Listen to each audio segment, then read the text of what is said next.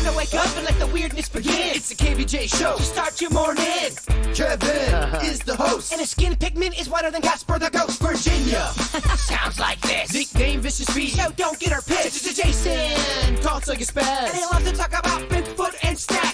So get ready, here we go. You're listening to 97.9 with the KVJ show. Good morning. Welcome to the KVJ show. Happy Thursday, y'all. Happy Thursday, everybody. Happy Thursday. Yeah. It's good to see you guys. Always. Another fun round we got going on for you. Dial us up right now. You got the YouTube thing going on, KVJ TV. You can always watch us there. So many different places to get the KVJ material. Yeah, we are where you are. We're on YouTube. We're on Facebook. We've got Instagram cranking. Twitter is going. We are where you are, unless you're on your toilet. We're not there. We could be on your toilet. We could be. Yeah, we could be. We're around a lot. Yeah. Maybe a little too much. Yeah. We're in your shower watching you. That's right. So making it easy. If you want to find all the different places you can get KVJ, home smart speakers, all that kind of good stuff, you can go to our website, kvjshow.com. It's the KVJ dirt of the day. It's the KVJ dirt of the day. Virginia, take it away, cause you know we need that dirt of the day. Coming up in a second, Tracy Morgan's getting a divorce. What the heck's going on there? I will give you some of the details. Before we get into that, this is the weirdest thing. Somebody left a gift on Kate Beckinsale's doorstep, a full-grown rabbit and some flowers. What the heck? And how does somebody know where she lives? And is this creepy? And how did they get access? Like a message. It's a whole thing. So here's Kate, discovering the rabbit and trying to work it through. There was more than this outside. There's flowers. Okay. Maybe they have a note. Why have we got an adult rabbit suddenly around? I don't know. What did he say his name was? Marvel. Marvel. That's a cute name, though, Marvel. I feel a bit bad for Marvel being just suddenly dropped off at my house. I mean, who just drops off an animal? Wow. Should we hold Marvel? I think Marvel might bite me. I didn't realize how British she was. She's very British. She's adorable. Oh, me like you. Me like you a lot. Instagram is very entertaining. I'm a big Kate Beckinsale fan. Yeah. Okay. She's so hot. Yeah. So she's really fun to look at. And then she does really cute things. Like she loves to mess with her cat. And the cat Really? just takes Okay. it. She's got this big fluffy, massively fluffy cat. Okay. And she messes with it a lot. It's just pretty funny stuff. Okay. Highly entertaining. Might have to check that and out today. adorable. Remember we told you that we were now going to be unsealing those papers and sealed depositions as they related to the sex life of Ghislaine Maxwell? That's hard to Yes. say. Now it sounds like, oh, wait a minute. They're not going to unseal all those documents. Yeah. A Manhattan judge agreed yesterday to postpone the unsealing so Ghislaine can appeal. Perhaps he postponed because he's on the list. It's a female judge. Never mind. I'm real plugged into this case. Yeah, I don't know what's going on here. I don't know who's being protected, but you can bet it's somebody. Possibly Ghislaine, but possibly more than just Ghislaine. Yeah, I kind of thought that yesterday. We were talking about this, and I'm not that surprised. I really was like, I just feel like this is going to fall flat. I didn't want to get my hopes up because I think a lot of the stuff, if there's anything good we're going to find out in this case, it'll happen in trial, not before trial. If the circuit court does not order them to remain sealed, then they can be made public on Monday. But something tells me they're going to figure out some way why this whole deposition she gave back in the day is going to remain sealed. Yeah, they probably wouldn't. They'll argue they don't want it getting out and tainting any possible jury pool and things like that. So they'll try to keep the story out of the media until they get to court. So I think realistically, if you're following this case, don't get too excited until they get to trial. Gotcha. Well, Tracy Morgan and his wife have split, and he says they're heading for a divorce. In a statement that he put out, he said, sadly, after nearly 5 years of marriage, we're filing for divorce. This is a challenging time. They met back in 2011 on a blind date. They have a child together. And it's not clear if they have a prenup or what's going on there. I was going to say, because he's got some money there. He does have some money. So Don't you have that Walmart money? yes. That 18-wheeler smacked into his vehicle, and I think he got like 40-something million from that. You got a pretty good chunk of change. So stay tuned to hear what's happening in Tracy Morgan's marriage, and that's what's going on in your dirt. Do you need more KVJ Show? Find everything KVJ at kvjshow.com. What are you thinking about? What are you thinking about? What's on your mind? Are you thinking about? What are you thinking about? What are you thinking about today, Jay Bird? So I've got the guys to do it. I want to start an adult wiffle ball league. Okay. But with this whole COVID thing, because what I want to do is I want to get some guys together. I want to start a league. I want to do some filming out there. But I don't know. Is that going to piss everybody off with COVID? Are you going to get mad, Virginia? Is the public going to get mad if they see me playing wiffle ball? I'm so confused. I don't know. It's something I've been wanting to do for a while, but is it? Can you do something like that and do it responsibly and not have everyone get upset? I don't think so. And there she is. Yep. I was going to let her take the lead. I don't think it's a good time. I mean, I'm sure it'll be a good time, but it's not a good time to do it. I got like 6 or 7 or 8 guys that want to do it that I feel like have all been socially distancing and not going out and partying. And I personally would do it, but people like a Virginia are going to give me a hard time, and I have to weigh, is it worth hearing from people that's going to give me crap on a pretty consistent level, or do I not do, you know what I mean? It's one of those things. To me, you got to do you. You got to do you, and I agree with that statement 100%. You said everything in life you have to weigh out. Is it worth the bull crap you're going to get?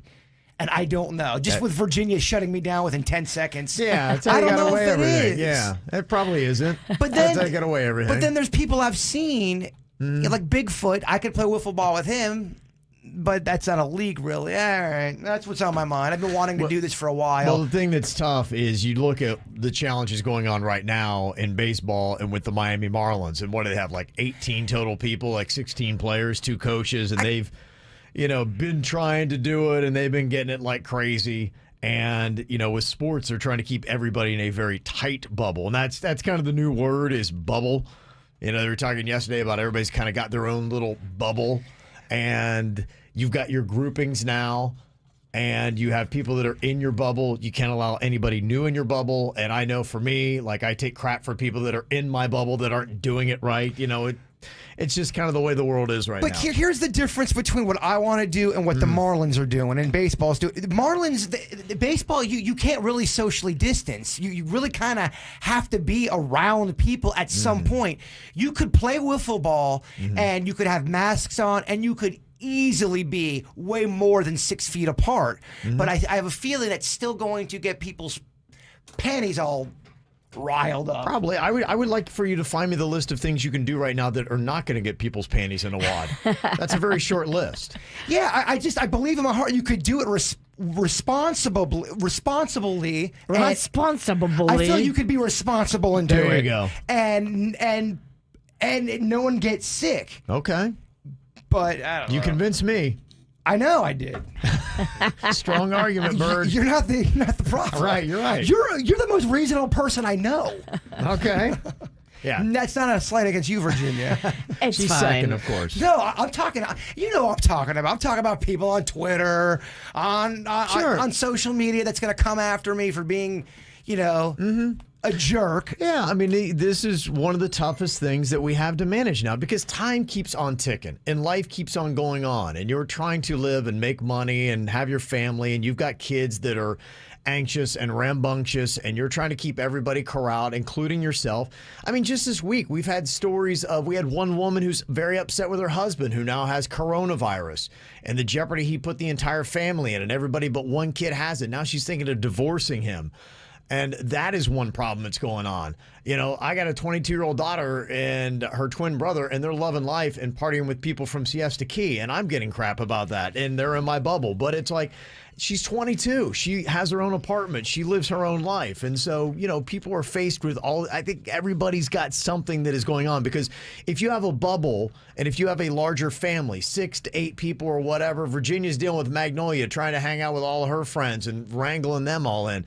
This is a tough thing to do. I mean, you are kind of like a coronavirus cowboy trying to wrangle up all the dogies out there on the ranch that are running in all different directions to maintain your bubble. Because the part of me, as I'm torn, because part of me does not want to be a jerk. I'm not out trying to make people upset and make them all pissed off. I don't want to do that. I don't want to contribute to anything like that. But then there's another part of me that says, if I'm doing something responsible and I know in my heart that I'm doing it the right way, and everyone else involved knows they're doing it the right way, I don't want to bend to the knee. I don't want to. Well, as time keeps on ticking, this is the big debate that is going on, because, you know, there's talk about us doing a vaccine and when this might happen and how effective will it be and how many people will do it. And, you know, I was reading a Twitter thread last night that is very apropos, saying, when is this thing ever going to go away? And is it ever going to go away?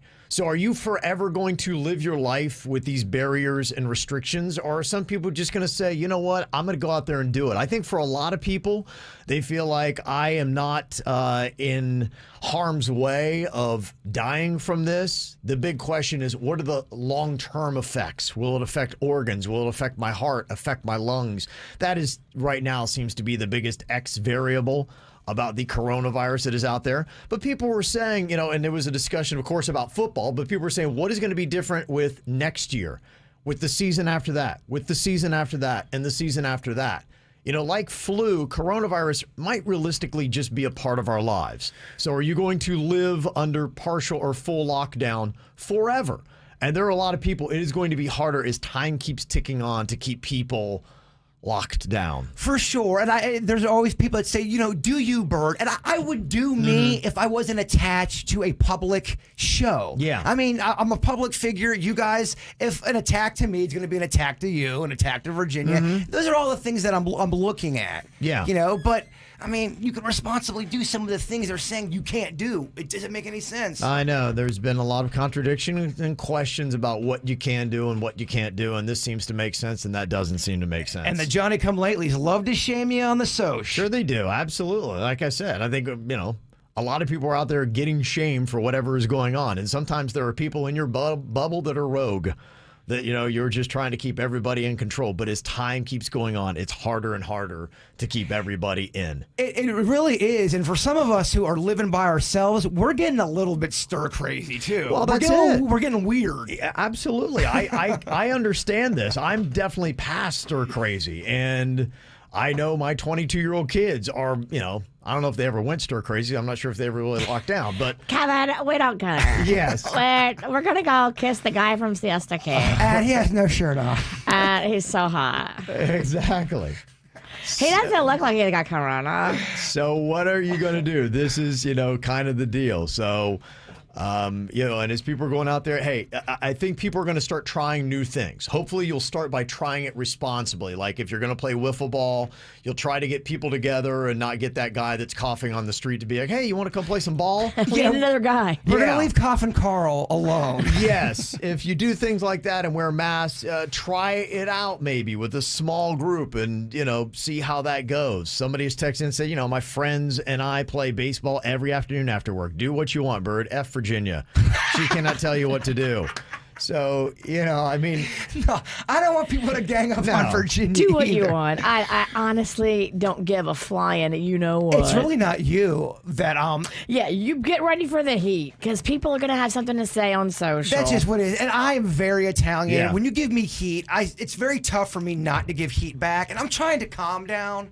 I am. I'm trying to calm down, Virginia. Yeah. So. If you do it, don't talk about it or post about it. You have to kind of do it and not, because it's not a necessary thing, and people are going to say you're taking an unnecessary risk.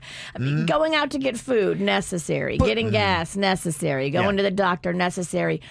Playing wiffle ball, they're going to say, is an unnecessary risk where you put yourself and others in jeopardy. But the big reason why I'm doing it is I have an idea for a video I've been wanting to do, and it would be for entertainment for the people. Okay. Yeah, I mean, there's a purpose for it. It's not just, hey, I want to go hit some wiffle. There's a thing I would like. It doesn't matter. It's all boring stuff. I'm just saying. Yeah, I mean, I think Virginia is right in that. You can go out and you can try it, and, you're going to have a couple people clap back, whenever I post anything, and, I posted up something with my daughter and, got a little clap back, but you got to expect that. You're going to get that. Agreed. I agree with that. Mm-hmm. And you can't control that. That's just it. I can't control anything. I'm just trying to control myself. I hear you. I'm just trying to not make you or Virginia look bad. That's really the main reason why I brought it up. Don't worry, I'll do that on my own. All right. Virginia, what you got in your mind today? Well, I was all excited because I've got crawfish flying in on Saturday for a little crawfish boil I wanted to do. I like doing them on my back patio. I cook up a bunch of crawfish, and then I package it, and then I put it at the end of my driveway, and my friends come by and get it. Socially distanced, they grab the crawfish like a little drive-through. Mm-hmm. But this tropical storm is messing with my plans. We're supposed to be having tropical storm force winds on Saturday. Yeah, Virginia let me know in the elevator that we had a storm on our way. I don't think it's going to be bad, but it's still going to be something that we have to at least make note of that's out there brewing. Yeah. Is it really legit coming for us, or they still don't know yet? They still don't know. They never do know until it's right on you, and then that's the only time that they really know.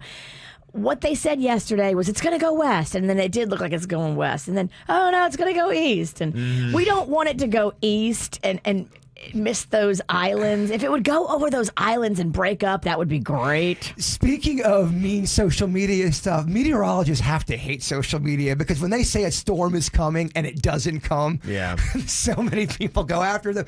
They're legit mad because they didn't get their town destroyed by a storm. Which is ridiculous. Which is pretty ridiculous.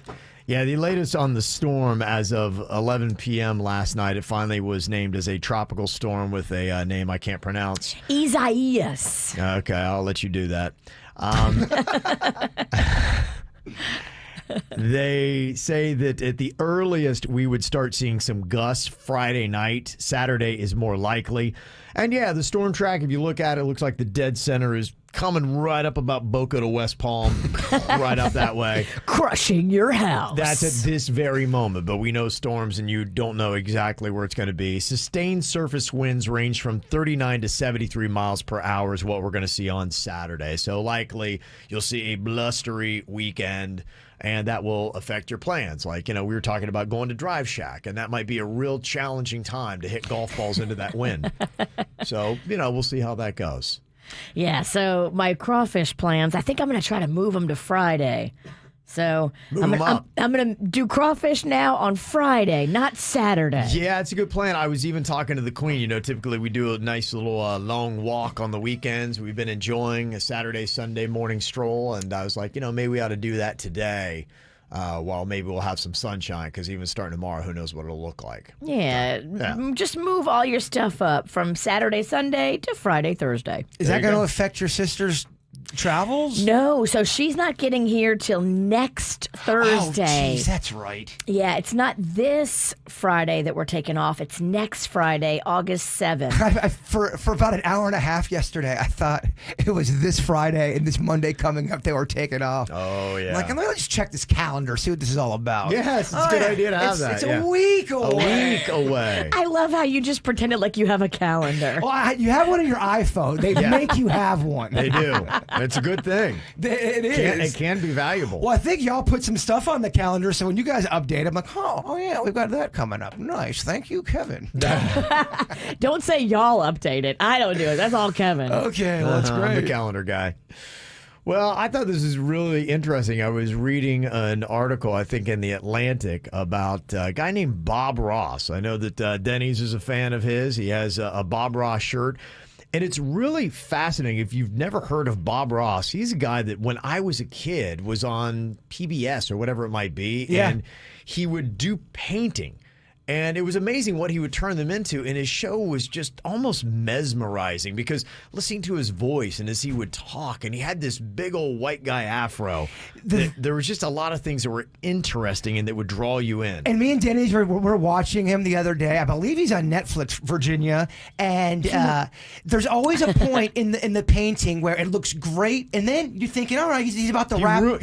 He ruins the painting. He ruins it, yeah. You're like, no. And then it turns into the best thing you've ever seen in your life. It happens every painting. It's so unreal. And whatever it is, this formula that Bob Ross has, maybe you've heard the voice before. Ready to have some fun?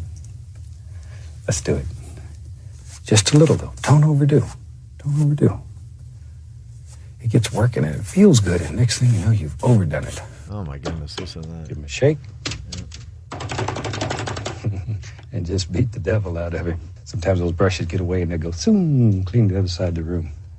That's when you find out who your friends are. There's just, what? He's amazing.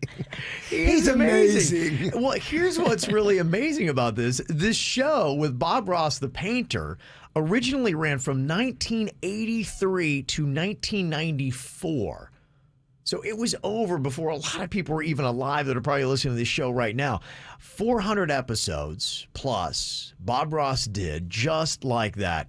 And what is amazing is how popular he is today. And that's what that article was in The Atlantic saying, why is this guy maybe even bigger than he was when his show signed off in 1994? The numbers are amazing. If you go to the official Bob Ross YouTube channel, he has over 4 million subscribers and more than 360 million total views. And here's what's amazing. The guy has been dead since 1995. Well, I think there's a few things that make it work. A, he's got a unique look, first of all. Second, he's got talent. Third, he is that kind of personality is such a different type of person that you've really never seen before. And four, it's interactive. He teaches you how to do stuff too, and I think people connect with that. And you know, the reason why they did the article is because people are now doing things at home or social distancing, and so painting has become one of those things because people are stressed. And they've been drinking so much, they're like, I probably should do something other than drink every day. And so now they're trying to find other therapeutic ways to stress relieve. And Bob Ross is having this even bigger resurgence. Not that he ever went away. In 25 years since his death, he's never gone away. He's becoming bigger and bigger and bigger, and the name is growing with just peaceful moments like this. But I wanna get you to try being creative on canvas. Just to take your time and sit down and have nothing in mind when you start. Just have a good feeling and be happy and in love with life and your world and sit down and begin playing. And if you feel good about yourself and the world, it'll show in your painting and all these little things will happen.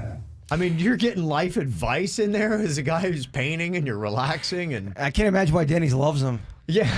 Dennys was telling me about, there's one episode, we were trying to find it, where clearly Bob Ross is having some kind of argument with the higher ups, the suits upstairs. Yeah. And he's painting, but he's giving little peaceful digs to the suits upstairs, which is pretty amazing. It's a hard episode to find, but I think he's annoyed with the producer of the show because they told him he couldn't do something, right? And it was something he thought would be good. So during the show, he's trying to be very positive the whole time, but he's like, even if you have a higher power kind of suppressing your creativity, he's like throwing these little positive digs at him. Great. It's amazing. So yesterday I was doing a little bit of a deeper dive on this cat Bob Ross, just saying, wow, he's so popular today.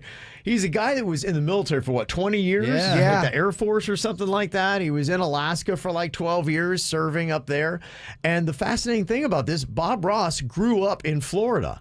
And he actually passed away in Orlando in 1995. And I was even looking, it was just it's a neighborhood. Like you can go Bob Ross's home and it'll show you on a map where Bob Ross lived and passed away. So my senior year in high school, I wrote to PBS because I was such a Bob Ross fan and asked if they could send a picture, and they did. They sent me an 8x10 of Bob Ross. Really? Yeah, yep. It's pretty amazing. Yeah, apparently there's all these little fascinating Bob Ross stories. He once attempted to heal an injured baby gator in his family's bathtub. That's just, you could do a Bob Ross fact or fiction. There's just a lot of interesting threads about this guy. So when he was in the military, I think he was like a higher ranked dude that would have to yell at, kind of not yell, but be assertive to people, which is probably why he went down that path. It's pretty fascinating just to see a guy who has been dead for 25 years, has the kind of numbers and following today that he does. Anybody else like that that's passed on that still has that kind of, I mean... You have musical artists that, you could go through the list of people who've passed on that still have, massive popularity. Maybe some movie stars. I feel like with all of the presidents, Abe Lincoln. Yeah, and presidents, but that makes sense. Presidents, movie stars, musical stars, that all makes sense. A guy who had a PBS show as a painter, to me, doesn't make sense. And that's why the Bob Ross phenomenon is fascinating to me, because it goes outside of the lines. And if you took away presidents, TV and film stars, and music stars and said somebody who today arguably has a bigger following than they did then, it'd be tough to find. Yeah. He is very unique. Very unique. The story is also very unique. And if you want to go see some peaceful moments and maybe start doing some painting this weekend as we got a storm blowing overhead, well, you said, go grab a canvas and some paint and dial up some Bob Ross on YouTube. Well, you said people are, wanting to do that instead of drinking. I kind of recommend getting some wine and painting and watching it.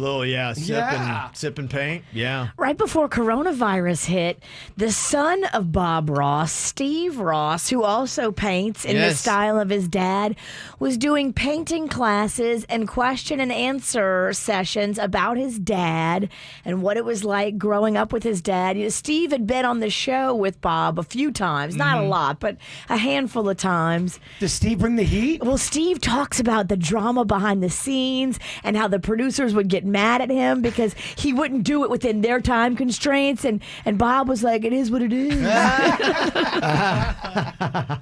That's awesome. I love that. Oh, too bad Corona shut down the Steve Ross question and answer paint lessons. Well, look at that. That's a good little factoid. There he is. Look at him. I think everybody just admires Bob Ross's chill. Like, we just all would love to have that temperament. Bob Ross was only 52 when he died of lymphoma. I remember when it happened because, like Kevin said, we grew up with him. He would be on PBS. That seems way too young to be snatched from us with all that talent and all that just peaceful love. Somebody texted in and said, little known fact about Bob Ross, he painted 3 separate paintings of the same image for each episode. Huh. Wow. No, see, Bob Ross fact or fiction is taking place right here. It's so funny that when you watch, you're to think the painting's so beautiful. Then he's going to throw this weird thing on there. Like, oh, man, why did he do that? It's kind of like it follows the same premise of a regular drama show where you have that twist and the conflict. And you're like, no, and that's the Bob Ross. There's so much drama and conflict in a Bob Ross peaceful painting episode. And then he turns it into the most mystical, beautiful, magical he saves thing. it and you have a happy ending and you walk away feeling glorious. It really is a great emotional pick-me-up. Check out Bob Ross. All right, I got some random questions here for you. I'd like to get your quick thoughts on. First question that I've got for you here today, Virginia. Bring your weird. What are the 5 greatest achievements of humanity if you had to list them? Oh, my. 5 greatest achievements. Getting to space has got to be up there. I think that is amazing. The microwave. Okay, microwave. You could argue it. Okay. Food. Let's put them all down. Speedy, quick. So fast. Notice everything that Jaybird is coming up with deals with food. Fast food, yes. Fast food and microwaves that heat food. And we're gonna keep them all on the list, Virginia. We'll eliminate. Yes, we'll draw them up right now and then go with that. I think harnessing electricity. Totally. Yes. And I'll just say harnessing energy. Because to me, you could put nuclear energy in that. You could put electricity, whatever it is you might be, because energy is changing right now. That is the big thing, is, new renewable energies. I got my solar in there. Absolutely, yeah. So to me, I will put that under one bubble, harnessing energy. I think to put under a bubble, just transportation in general, whether it's the automobile, the plane, the train, that's huge. Imagine if we didn't have that. That's true. Yeah, getting from one place to the next. That's how we really started to develop when they came up with roads and were able to travel around. That is definitely a big thing.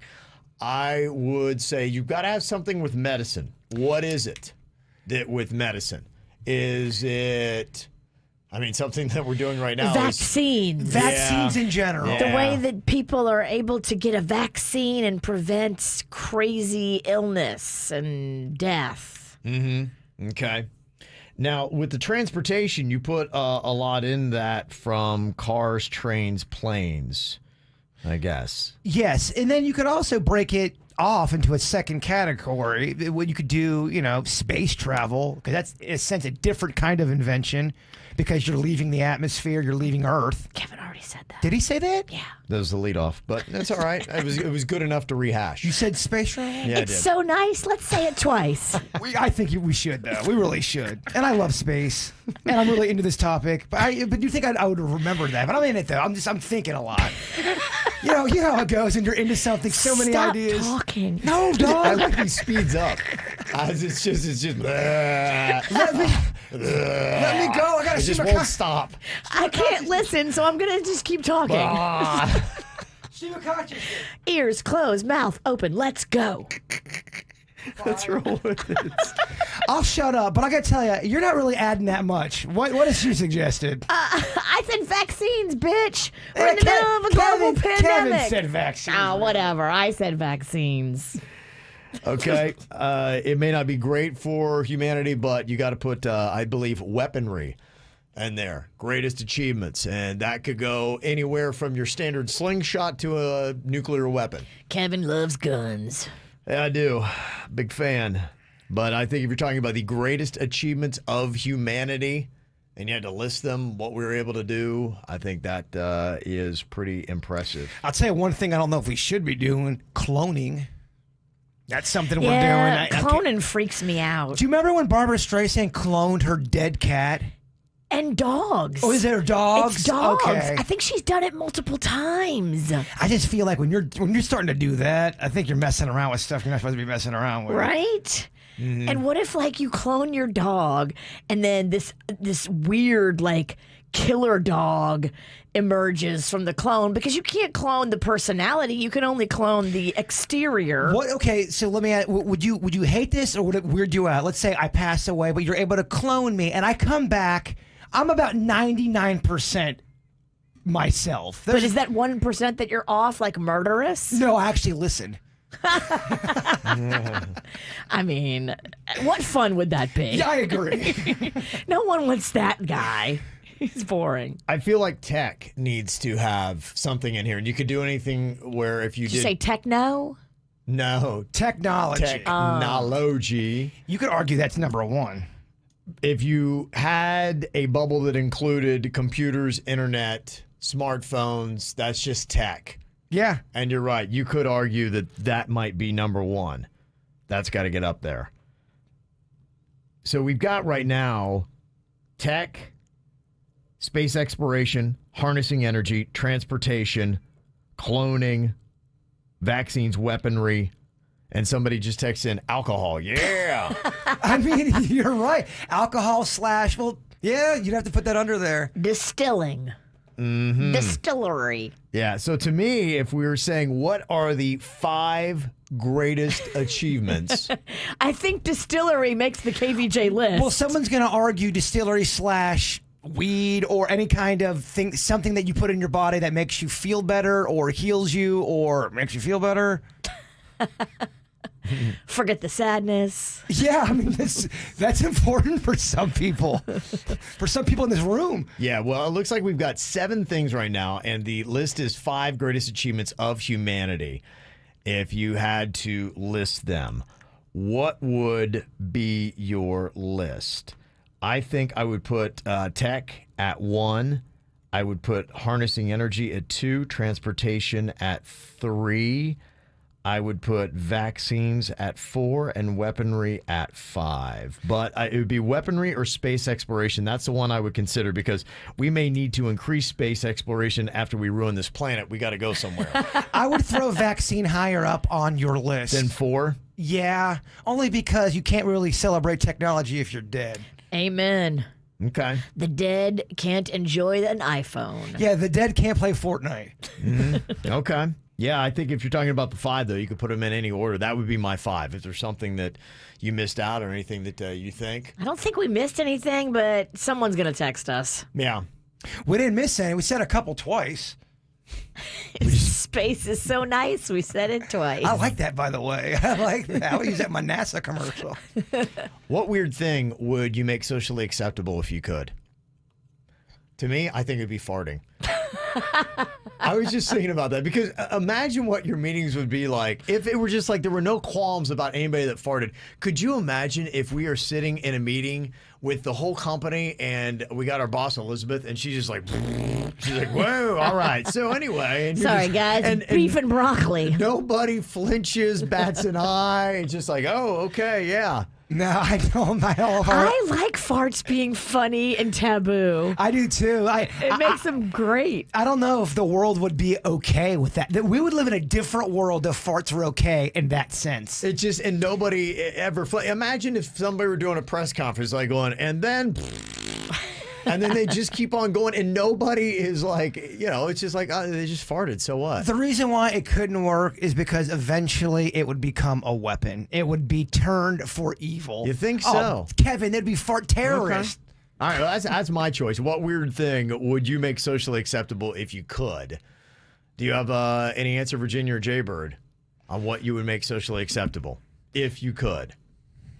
I would think yours might be something along the lines of like wearing pajamas or whatever. I think open containers should be just global and just let's be cool. It feels like that's on brand for you. Hashtag be cool, open container everywhere, every time. And I do think we have such a taboo about nakedness. I wonder if we lived in a society where the entire planet, it wasn't about you had to cover yourself. You go to school naked. You go to your job naked. If that was the normal, I wonder if we would not be so. It would be interesting because in South Florida, because I would say that you would still temperature appropriate. If you live in Minot, North Dakota, or wherever that might be, awful. And it is January, you're not going to go out naked even if you can and it's socially acceptable just because it's not going to be good for your skin.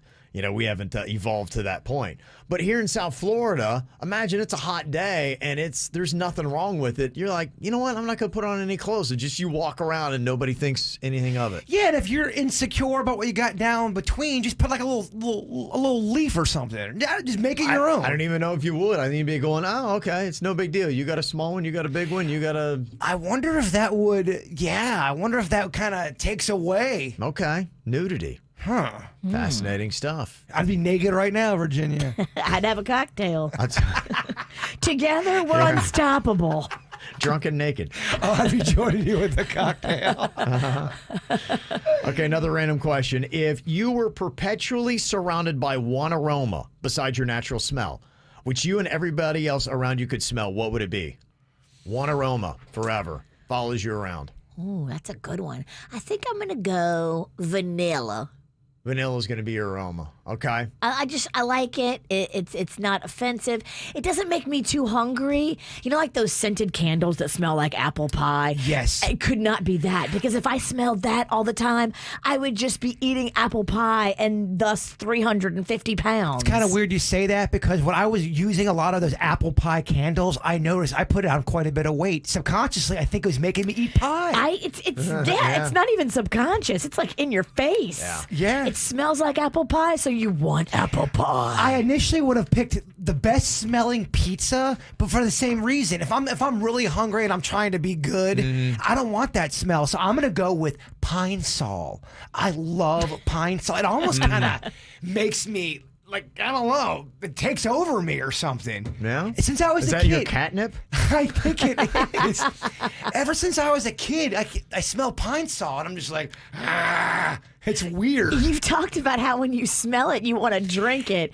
And we've told you many times on the show not to drink it. No, that's what it is. Have you ever just taken a sip? No, but It'd be believable. The strong urge to want to drink Pine Sol takes over me when I smell it. It's a weird thing. Okay. Rocco has the same thing about gasoline. I had that as a kid. I would go through the same thing. Because we have the jet ski, and we keep it by our neighbor's house. Our neighbor lives on the water. We don't. So we walk over to our neighbor's house with all these gas cans, and Rocco always says, "Mommy, can I smell the gas?" He loves to put his face by the gas some and people do have smell that. it. When I was a little kid, the same feeling I had with Pine Sol, I had with gasoline. I smelled it like you're talking about, Rocco, and I had the urge to want to. I knew I shouldn't drink it, and I was never going to drink it, but I'm just like, I want to drink gas. I want to drink gas. What is that? I don't know, man. It's bizarre. It is. I think mine is like a fresh, summery type of smell. I don't know what clean linen. I don't know if it's like lilac, but it's. Have you ever been just out somewhere in nature and there's a smell that just like, wow, it smells fresh, it smells clean, it smells pure. It's peaceful and it kind of eases your mind. Yes, there is something about that. I think that would be the smell that I want, because even people do that aromatherapy where they're a lilac or a lavender or something like that you smell and it does actually calm you. I love that whenever you get a massage and they're like, try this scent or try this, and it all works together. I'm a big fan of that. Really believe in that. They say you want to try to put some audio on that's going to relax you, coupled with that aromatherapy, and it's supposed to really do wonders for you. Yeah, that's the choice I would have. Somebody else said clean laundry in a text. Yes, that's a nice little smell as well. And also an interesting one that somebody's adding to the 5 greatest achievements of humankind: language. Without that, we're not going to get anything done at all. Yes. And that is something that, we did develop and come up with. I mean, music. Anyone say music? Oh. No, music didn't make the list of the top 5. That's jumping up my list. There's a lot. There's a lot. But then you got to either bump out tech, harnessing energy, transportation, vaccines. By transportation. I don't like to travel that much anyway. Okay. This man's taking it to foot.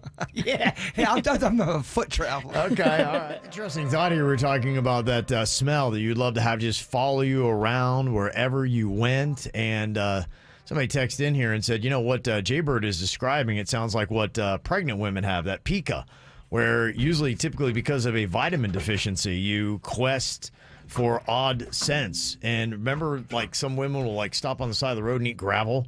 Yeah. That might be it. I was looking at a couple rocks the other day, and they did kind of look delicious. We have a video of you eating gravel. That might have been the alcohol. Oh, okay. You were having a party. I was looking at a couple rocks the other day and going, a little barbecue sauce with those things. Oh, delicious. Yeah, so somebody thinks that you've got what pregnant women get, pica. Well, add that to the list of things I got to deal with. Yeah, they said my big craving from 10 years ago when I had it is that I felt like chewing on glass. Ooh. That's a weird thing, huh? So you all of a sudden just get this urge to want to chew on glass. You're sitting there and you're looking at the window and go, oh, I must bite that thing. Mm-hmm. I've seen, I think, like they'll eat dirt and things like that. They crave dirt, and you're like, what? So when a woman's pregnant, is that because she's got the whole deficiency too, or is that just because she's pregnant? Yeah, I think there's like something that your body needs that you don't have that I guess is in dirt. The baby's taking it from you. Ugh. Yeah. Yeah, they said one lady on TV had an obsession with cigarette ash. She actually ate it. She'd eat cigarette ash. She just couldn't stop herself. That's disgusting. Loved it. There was that one girl who kept eating her couch. She would eat the styrofoam, all that, the cushion stuff or whatever was in the couch. She'd take it apart and eat it. Oh, okay. And she lived. But that was her issue. Somebody had said with the gasoline, it's real technical, but they say that it has a suppressing effect on the nervous system, which results in a temporary euphoric feeling. Yeah, you can get a gas high. You know, they call it huffing. Some people do that, Dang, which is weird. I was huffing back when I was 7. Rocco's huffing? It's terribly bad for you, yes. Oh, man. It just eats your brain cells like, wah, wah, wah, wah. Well, no wonder I was all It's like bird in a bakery. You don't want gas on the brain, man. It's a bad stuff. Alrighty, we got some birthdays today from some celebrities like Hillary Swank. She's turning 46 years old today. Terry Crews been in the news a lot. He is 52. Vivica A. Fox turns 56. Lisa Kudrow, Phoebe from Friends, is 57 years old today. Wow. Dying, huh? Crazy. Also, Lawrence Fishburne is 59, and Arnold Schwarzenegger is 73 today. Gotta say happy 13th birthday to Charlie, King of the Wiggles, from your best friend, Matthias. And also, we got a birthday shout out here. This is going out to Hayden. Apparently, COVID-19 has taken so much away from this year, and she's managed yet to take each disappointment with grace and keep a good attitude. She finished her undergrad degree at Texas A&M in 3 years while being on equestrian NCAA team there.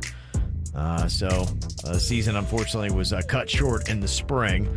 But happy birthday. She got a great job in Miami, started this week. All this before she celebrated her 21st birthday. So happy birthday, Hayden. We're proud of you. Love Mom, Dad, Avery. And Aldi got cut off. But there you go. And it looks like she's got her 21st birthday celebration. If I know my places correctly, I believe that might be Lenora's on Clematis Street. Oh, they do a good job advertising. I hear a lot of people talk about Lenora's. It's got good word of mouth. They do the Sunday brunch used to be out of control. Oh, really? Yeah, back before you had to worry about social distancing and I'll ask you during pandemic. I'll ask you during commercial what was on the buffet. On the buffet was cocktails. You might want to ask somebody else. And lots of them. Okay. I never did the food too much. I think they have massive meatballs. Oh. If I remember right. Yeah. Anyway, if I remember right, it's like I gotta take my memory back. How long ago? You remember back in the good old days when you got a restaurant chain? Before Corona, when we just hung out in groups. Yeah, it's a weird thing. Don't you miss a group? Yes, I just told you that at 6 o'clock. I want to get groups together. Yeah. Well, you can't. So enjoy your alone time. Camp KVJ, we got that for you right now. We're doing it the right way. Rapids, with all the social distancing measures you need, is open, and we got a 4-pack of tickets and also tickets to the Palm Beach Zoo. It's week 7 of Camp KVJ with free hookup for things to do with your kids. I know since they've extended, summertime basically. I know Palm Beach County, I think Miami-Dade just they extended their summertime as well. Gonna have a delayed start. So you're like going, great, I've got 2 more weeks or 3 more weeks I got to fill now. This is one way to help you out with that. Not easy stuff. Trying to keep the kids entertained. And then also, too, I know as a parent, you kind of have that guilt factor because sometimes it is easy to leave them to their own devices, which might be the YouTube or playing video games. You're like going, I really should do something constructive with this kid because they're just melting their brain away. I got to get them outside. We were talking about that yesterday, just the things that you used to do as a kid that you don't see kids doing today anymore. And the number one answer was just, it blew me away with the outdoor activities. And it was a laundry list of great stuff that people are like, this. And I'm like, yeah, I don't see my 12-year-old son really doing any of that kind of stuff. And I feel really bad. And I almost was sad last night thinking about it because I'm like, the childhood I had, the summer times and the memories and running around and friends and bikes and climbing trees and building forts and doing all this kind of stuff. like my kid, every day. I mean, I got to work a lot of the day, and I'm trying to get him out of the house. So, hey, let's go throw the football around or do something like that. And it's just, I have to stay on him, and then something happens, and then I get distracted. So I got a gazillion different flaming cats being thrown at me. I'll gladly throw the football with you. Yeah. What a flaming cat. Yeah. Would you just leave the kid inside Yeah. then? Yeah, all right, screw you, dude. Where's Dad at? He's playing catch with bird. Yeah. She wouldn't go out with him, so he went out with another kid. Guess that's what I got to do. Bird and I'll throw the ball instead. I'll give you 110%, Dad. Take that, Cannon. Go ahead. Rut your brain away on video games. So if you're trying to get your kids out, we're trying to give you something to do with them, interactive, making it easy, because we know that a lot of people are strapped for cash. Get that. So we got this for free. Week 7, Camp KVJ, 4-pack of tickets to Rapids Water Park, Palm Beach Zoo as well. And Jennifer is on here from Boynton Beach. Hello, Jennifer. Good morning, KVJ. Good morning. Now, it says here you got 3 kids, and I'm just kind of curious, like, what are you doing with the kids right now? Like, what are they doing with their summertime? Well, my son skateboards, so he's at Phipps almost every day. Oh, it's a great park, yeah. It's a lot of fun. My older 2 work, so they're keeping busy. Good. Well, they're doing some good productive stuff. So since they're actually working, that's rare. I'm not hearing a lot of parents saying that about their kids. We can throw a little relief at them and a reward by hooking them up with the Rapids and Palm Beach Zoo tickets. Okay, Jennifer? Oh, thank you so much. You are so welcome. Enjoy that with the kids. And if you'd like to get your own hands on your tickets, we'll do that again tomorrow morning right here on the KVJ Show. Just listen up to win. Camp KVJ.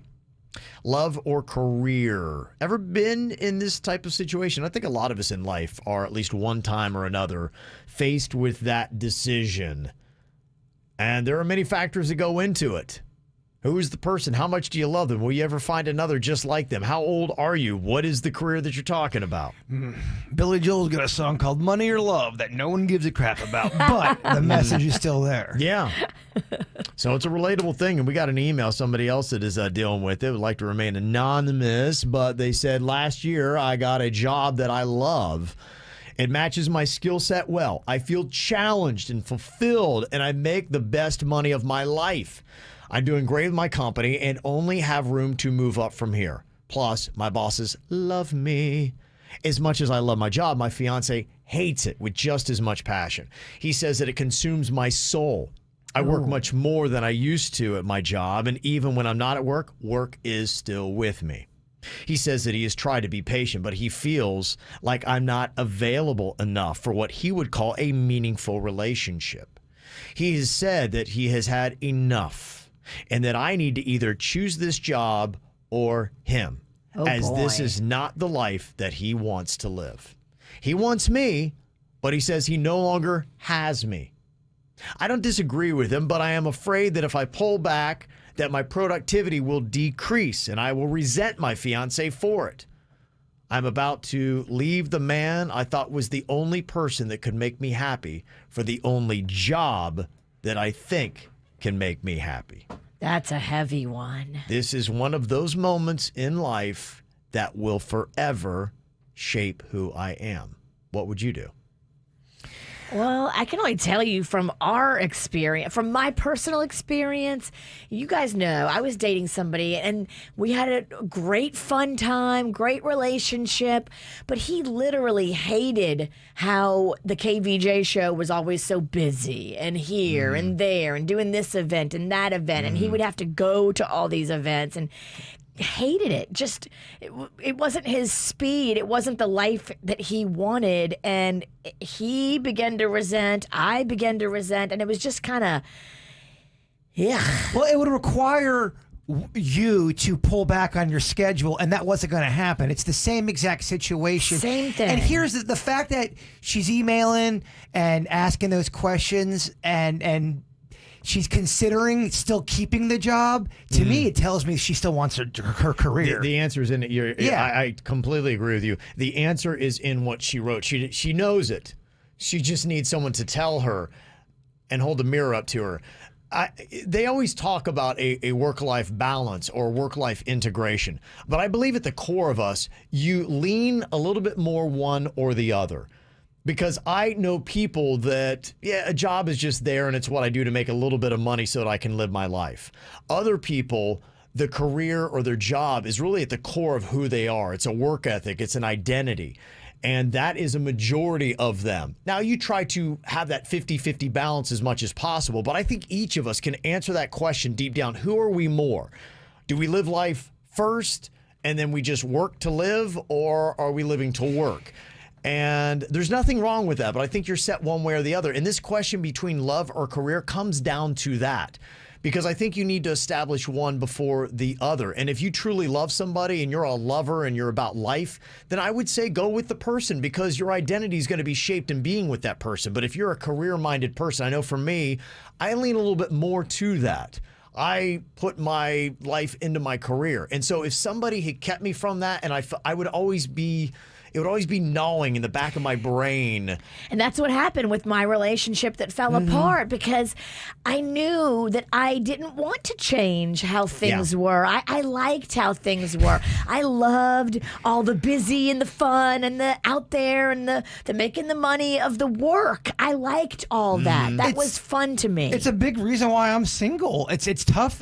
I really don't know how y'all do it, to be in a full-on relationship and still be able to do this kind of job, and then be able to... Panda has points where I can tell he hates it. Yes. But he still, at the core of him, respects it, supports it, and wants to love it. And that's the difference. That's the difference. Are you with a partner that's able to adjust and be able to be okay with you being so career-driven? Some people are okay. Panda is okay with it.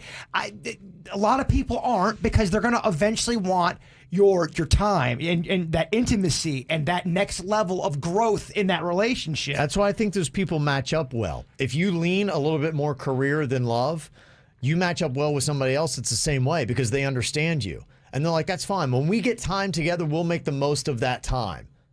But I understand that. You need to build your career, and you'll get the majority of your identity based on that, rather than the love. And if somebody else is like, no, let's just live life, let's take off, let's love, let's do all that, so you're going to connect better. Whenever we get out of Corona and we go back to having gatherings, you need to go look for a new man at places like chamber meetings and places where there's like young professional societies getting together, where there's groups of people that are work-driven, work-minded, want to focus on career. And I mean, a love life is awesome too, but you got to find somebody who respects the fact that you're career-driven.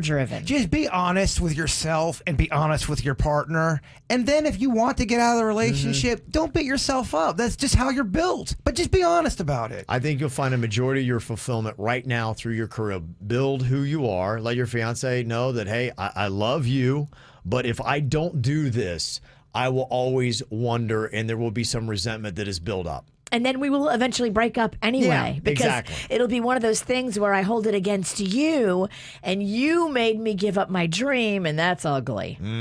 So there you go. A lot of times people answer their own questions in their email. I think you did as well.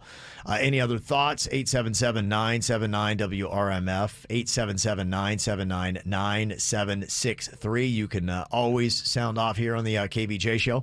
Coming up in just a couple of minutes, you guys ready to play a fun little game of audio charades? Yes. Yeah, Jaybird and Denny's have become a formidable team, Virginia. They've beaten us the last 2 weeks. Oh, yeah. Yeah. Not today. Not today, Bird. Not today. I'm so scared. Okay. A little sound effect theater for you is next. Check out Kvj TV on YouTube, or just log on to kvjshow.com to watch the show now. Powered by Cleveland Clinic, where every life deserves world-class care. Now, back to the KVJ show on 97.9 WRMF. All right, time for another round of audio charades. Jaybird and Dennys have become a formidable match for us, Virginia. It's time for us to really kind of get this thing going. All right, let's take this serious now. Yeah, we've really kind of blown it the last couple of weeks. So. Look at that. The old dog's finally starting to perk up, young blood.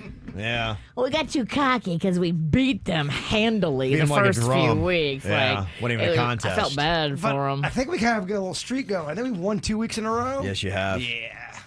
Yeah, they call you Streaks Pennington. For many reasons. Shorts. Oh, you really hurt me there, Virginia. She's getting those digs in, trying to get you off your game, Bird. Nope, not today. Not today. I got my peaceful mate with me. Okay. You can't shake this. The Bob Ross of radio, Dennys. He is. That's Yeah, he is. great. Yeah, he is. Okay, all right, here we go. It is Audio Charades. What you do is Virginia and I were partnered up. So one of us is going to give the other audio clues to a word that we are given. We have 20 seconds on the clock. 5 words would be a perfect score. So you see in each round how many you get. If there is a tie, at the end of one round, we'll play a tiebreaker second round, and so on and so forth. You see that, Denny's? The witch looks shook. I'm not shook. I'm focused. Last week, I gave you the sound effects, I believe. You did? Okay. Try it again, or should we switch it up? I mean, let's just switch it up. I Okay. like diversity. All right, then you do the sound effects, and I'll guess. Okay. Good luck, haircut. Hey, I'm talking to you, Ralston. Okay. Yeah, I got a little trim yesterday. You need to find some scissors. You look like a woolly mammoth. Well, Oh, I that's mean, great. well, thank you, Kev. I appreciate that. She's just trying to attack us. I'm not Denny. gonna allow it. I'm not She's gonna trying stand to for it. attack us. That's fine. That's what the witch does. Yeah. All right, here we go. 20 seconds on the clock. Audio Charades. Virginia, give me some good sound effects here. Our time begins now. It's a trumpet. Yes. Yes. That's a sheep. A goat. Yes. A pass. Buzzer alarm clock. That is a bee. That is a trimmer, a clicker, a buzzer, a female pleasure device. Oh, it was fly. Ah. You were close. It Okay. did sound like a female pleasure Yeah. device. We would accept vibrator. That was pretty impressive. It sounded like it. That was a great guess. Okay. We got 2. Come on, Peace First Train. score. Come on, buddy. 3 wins it. 2 forces another round. Less than that, you know, you're a loser. Do you want this? Yeah, do you want me to give you the sound effects or you give me? I think you do good. I think you did it first last time. Let's keep this train going. All right. Do you want me to show them like you show them? Yeah. All right. Yeah. Yeah. No big deal. Peaceful little tree. I can do it either way. I can look at it myself. All right, Denny's. Let's do this. I want it, and I want it bad. Oh, yeah. I can see it. Audio Charades here. 20 seconds on the clock. Virginia and I got a 2. That's what you got to beat. What is it? You can't hear? No, do you guys hear a buzzing I hear a sound? buzz out of it. Terrible I buzzing hear sound. a buzz too. I just wonder if the people can hear it. Oh, that was a fly. No, I think it's our equipment. It's our great equipment, Kevin. It's buzzing again. Oh, I thought that was an audio charade. Can people hear that on the radio? I don't know. I don't know. Suits, do you hear it? He does. Oh, then then they can. It's not at all distracting. Zzz. Guess fly. Okay. All right. Just let all the distractions go. Let's do it. 20 seconds on the clock. Your time begins now. Glug, glug, glug, glug, glug, glug, glug. Chugging, drinking, Pass that one. Whoosh, whoosh, whoosh. whipping, hair, Pass that one. robot, computer. Yep. Yep. Six. Oh, they got 3. Do it. There's a cat. Suits is saying a count. Oh, right at the buzzer. Hey. Wow. It's a 3P. It is a 3P. It's a 3P. Dang, We like the Virginia. Chicago Damn Bulls. it. Wow. We like the Bulls. Yeah. Wow. This is my Michael Jordan right here. Actually, you're nothing like the Bulls, but You're going to break his leg. well, actually, you are like a bull. I take that back. Yeah. Oh, you just knocked my headphones out. See, there's a bull for you. Yeah. Dude. We're part of a dynasty. Okay. Yeah, well, apparently the audience is really annoyed by our buzz, so yeah. Oh, we'll boy. work on It's that. pretty rough. Huh. Oh, that's a new one. Normally I like having a buzz, but not this one. Yeah. Okay. I mean, that is bad. It sounds like we're possessed. Huh. Interesting. It just sounds like we're constantly getting a little electric shock. And perhaps we are. Okay. Ghosts. All right. Well, Maybe we've got adult toys in here. Y'all don't know. yeah. We'll have Denny's take a look at it and see if we can get this thing figured out. So. Have fun with that, Denny's. I know. All right, coming up here in just a couple of minutes, I want to check in with some of the Facebook answers that we have. I was thinking about this and posted up this morning for your response. What texts could you receive today that wouldn't have made any sense 6 months ago? Like, you think about it, if somebody would text you, be like going, hey, if you need any Lysol spray or sanitizer, let me know. You'd be like going, okay, thanks. Hey, Kevin, I can't find toilet paper anywhere. You'd be like, all right. I know you're using leaves in the yard to wipe yourself. Right. You're just like, if it were 6 months ago, you would be like, okay, why is that? It doesn't make any sense to me. Everybody in Publix is wearing a mask. Mm-hmm. What? Yeah. Just really kind of crazy how much our life has changed. Dialing it back to March. Just kind of thinking about just even basic communication with somebody. If you would go back to, let's say, January and receive the text that you have on your phone today or something you might get today and then try to make sense of it, you'd be like, wait, what is it? I don't even know. What is going on? This doesn't make any sense. No new friends. Protect our bubble.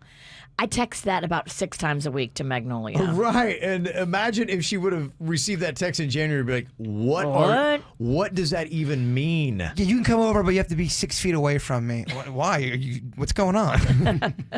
I mean, just crazy stuff. So I asked the question on our Facebook page here, what text could you receive today that wouldn't have made any sense 6 months ago? Something like, hey, if you need any Lysol spray or sanitizer, just let me know. You'd be like, okay. 6 months ago, you'd be like, that was so random. They wouldn't let me go into my favorite restaurant because I didn't have a mask on. Why? What's going on? Yeah, all those kind of like little things that are in there. So we asked on Facebook. It's up there right now. If you go to Facebook and search for the KVJ Show, you can go and check it out and give us your thoughts. You can also text them into us as well, 877-979-WRMF, 877-979-9763. Yeah, some of them, like Jody said, yeah, don't forget your mask. Like, if you would receive that in January, you'd be like, well, what are you talking about? What do you mean, don't forget your mask? I'd be like, yeah, I'm going to Mardi Gras. I won't forget my mask. Yeah. Dalia said, we need another lockdown. You imagine if you would have gotten that text in February, you'd be like, what do you mean another lockdown? What are you talking about? We're in the hot spot. Well, you probably did get that text in January, and you knew exactly what it meant. Yeah. It's a little different now, isn't it? Different meaning. It's a little different now, isn't it? Oh, this cat knows his way around a hot spot. Oh, yeah. Play it down, Siddiqui. Meow, meow, meow. Melissa said, imagine getting this text back in January. Hey, Disney's finally reopening their parks. Yeah, after months of being closed. What? Hey, Wait, Kev, I can't believe it. When do you think football season's going to start again? It's been canceled. It's never coming back. Any kind of sports thing. That would throw me into a tizzy. It would throw Football's me into a tizzy done. now. Wow. Yeah. Hey, Kev, the Marlins can't play baseball because they all got sick. What? If I received that last year, I'd be going, well, you know what? That's at least a good excuse. Why didn't they call in sick the whole season? That's brilliant, actually. They didn't show up anyway. Brett said, the results of your COVID-19 test are ready. You'd be like, wait, what are you talking about? Imagine getting that text in February. What are you talking about? Laura said, imagine getting this text 6 months ago. I just got yelled at for going the wrong way down the grocery aisle. Yeah, that's a good one. Wait, what? Imagine. Why? I don't understand that. The That doesn't make any wrong sense. way? There's a right way? And people will yell at you. Some people will. Some people will. The people that are cool will not. Of course. Because it happened to me yesterday. I had to make a run to Publix, and there was these kids. They couldn't have been more than like 20, and they were obviously brother and sister in there shopping for the house. And they, they're just going the wrong way. They don't know any better. I'm not going to yell at them. Like, come on. Why would you yell at somebody who's just obviously just not plugged into that? You're causing a scene. You're making it now contentious. Just put your head down and keep shopping. Yeah. Somebody else just texted to us and they said, hey, I need to find a bar. Every other place on Miami Beach is closed at 8. Can you imagine getting that in January? Be going, wait, every bar is shut on Miami Beach at 8 p.m. Like what?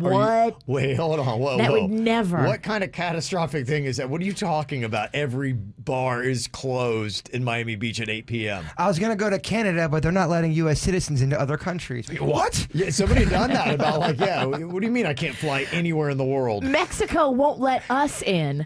Yes. That'd be an amazing text if you would have received that in January. Like, what are you talking about? Brooke said, imagine getting this text 6 months ago. You're such a Karen. Oh, yeah. That would make sense, though, for some people. Karen's been around for a while, y'all. You guys are just late to the game, I'm telling you. I'll give you that. I might be.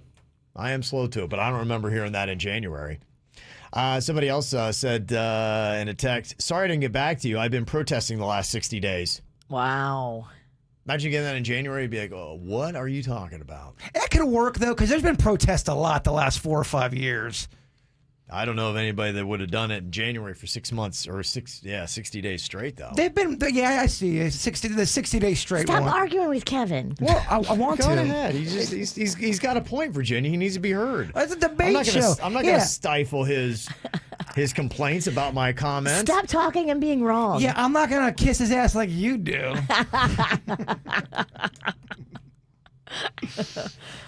Amanda, don't forget curfew's at 11.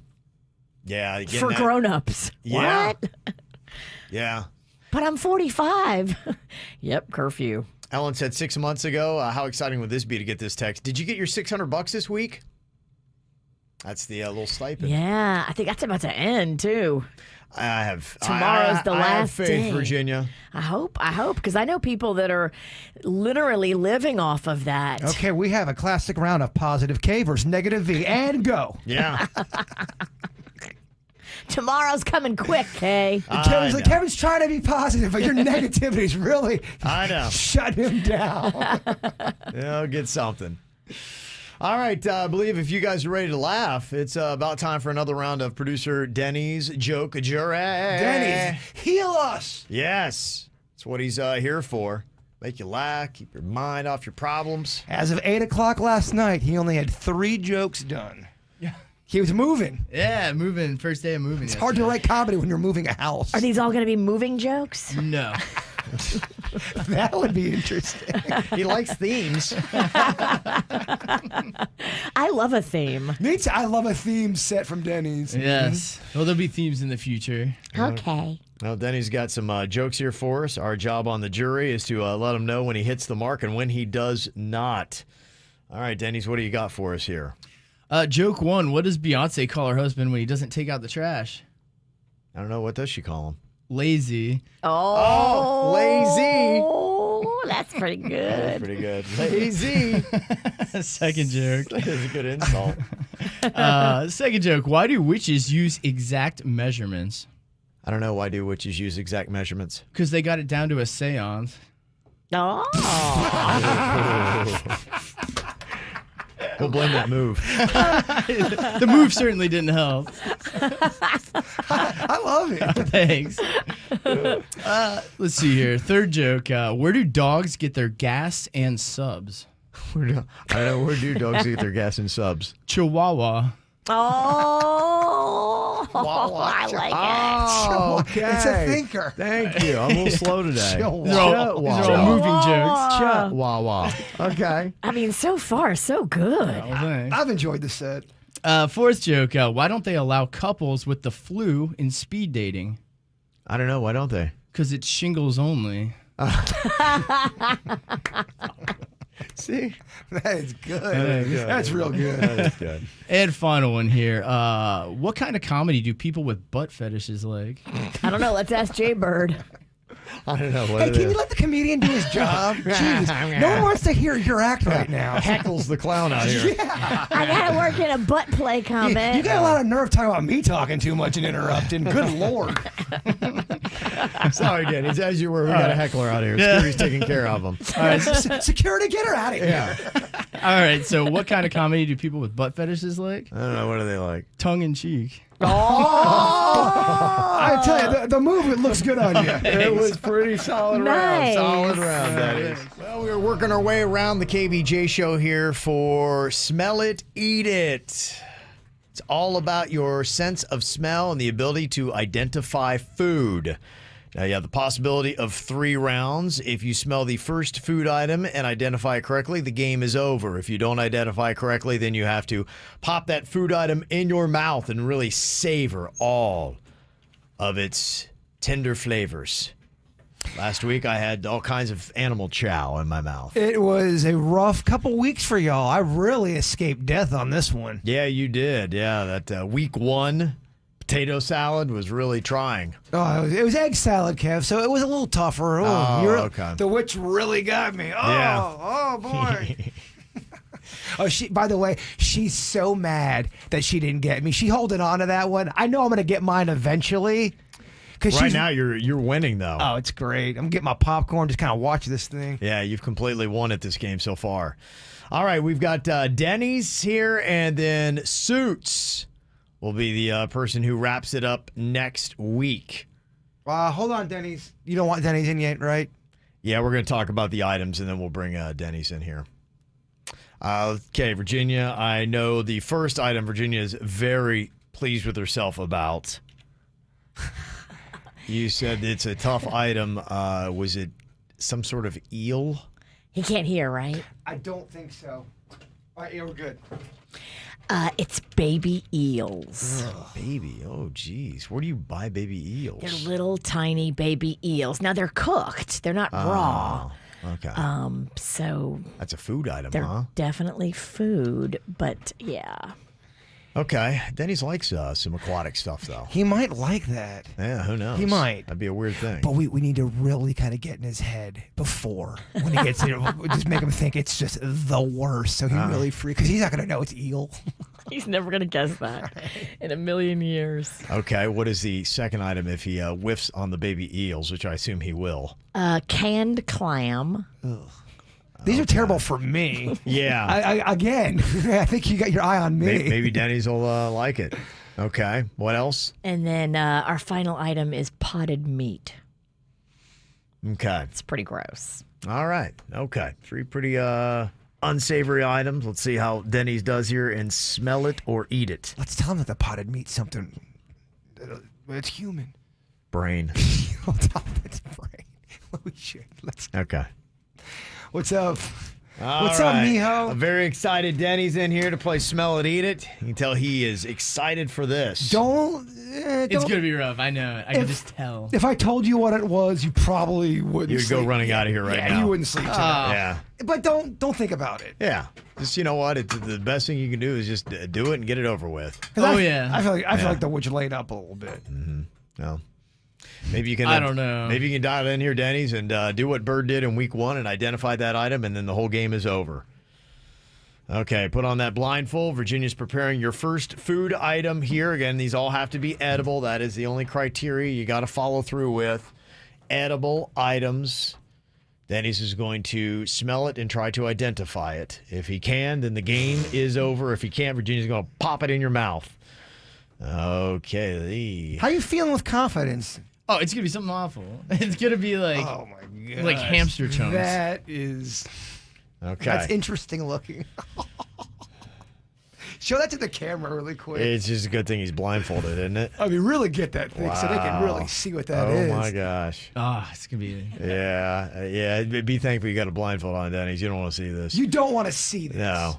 Okay. All right. Go on ahead. Let Denny smell that. If he can't already. It's leaking, so I don't want to get it on your pants. Yeah, there you go. Okay. Boy, it is leaky. Smell it. Oh, it's so aquatic. I can smell that It from is so here. aquatic. That is so aquatic. Yeah. Okay, what are you thinking there, Denny's? What do we got for you? Octopus booty. Octopus butt. Okay. It's not a bad guess. It smells isn't. very octopus. It isn't. You're close, but not correct. Virginia, go on ahead and pop that in his mouth. We'll let him know what he's got in there. Open wide. Yeah. Pop that on in there. Get that in. Savor that. Savor that. Work that around a little bit. Work that around a little bit. What are you thinking there, Denny's? Explore it. Okay. All right. Oh, boy. There it goes. Yeah. Oh, gosh. Okay. Denny's. Yeah. That got worse. Any idea? Oh, God. Wow. I need a chaser. I got you, Stat. Where's that hot milk at? Oh, it's like covered in lemon oil. juice. I got leftover lemon juice from yesterday. I got Diet Pepsi. It's warm. Yeah, it looked gnarly, man. Hey, you got to be watching this on KVJ TV. That's the full effect. Oh God. Sweet pea, you okay? Yeah. How you handling? Okay. Your thoughts. He hates cold drinks. Yeah. That's his kryptonite. Wow. Your thoughts, Dennys. Gosh, man. Yeah. I don't know. What is that? Like clam? It was Shredded clam. That's a good guess. baby eel. Oh.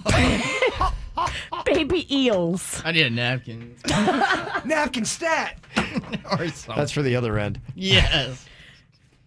Okay. Denny said, struggling through this. Round 1 was difficult. He did not correctly identify the item. That means we've got a second round here and smell it, eat it. Denny has to smell the food item and identify it correctly, or he's got to pop it in his mouth there and try it out. Apparently the baby eels were not tasty. You would not eat that if it were just a regular old Thursday Denny's? I feel like it was pulled from the ocean. It didn't actually. feel like it was cooked or It anything. looked gross. It did. That's my kryptonite. It looked like one of those things, like if you had a horror movie, that there would be something crawling on a body or something like that. That's what you would throw on it. It looked like kind of like long see-through maggots. Yeah. Yeah. It kind of had that look. Like. Just don't think about that, Denny's. Yeah. What's his next item? It's worse. I can only imagine. Do you think this one's worse? Do you? I don't know. Okay. All right. Jeez. Second item here. Can Denny's correctly identify it by smell? What are you smelling there, Denny's? What do you think? What do you think you got there? Oh, it smells so aquatic. Virginia goes yes to the C store. I love to go to the ocean. She does. That's her go-to. Oh, gosh, Virginia. I don't know. Is that a pile of snails? Is that? Sorry, it's a bunch of snails. Is it a bunch of snails? Escargot. That's a delicacy. POS, pile of snails. Okay, pop. Is that it's not snails, right, Virginia? No, it's not. Okay, all right. Pop that in his mouth. Let's let him see if he can figure it out by taste. What that might be. Oh, that is not a green. He's searching for that trash can. Oh boy.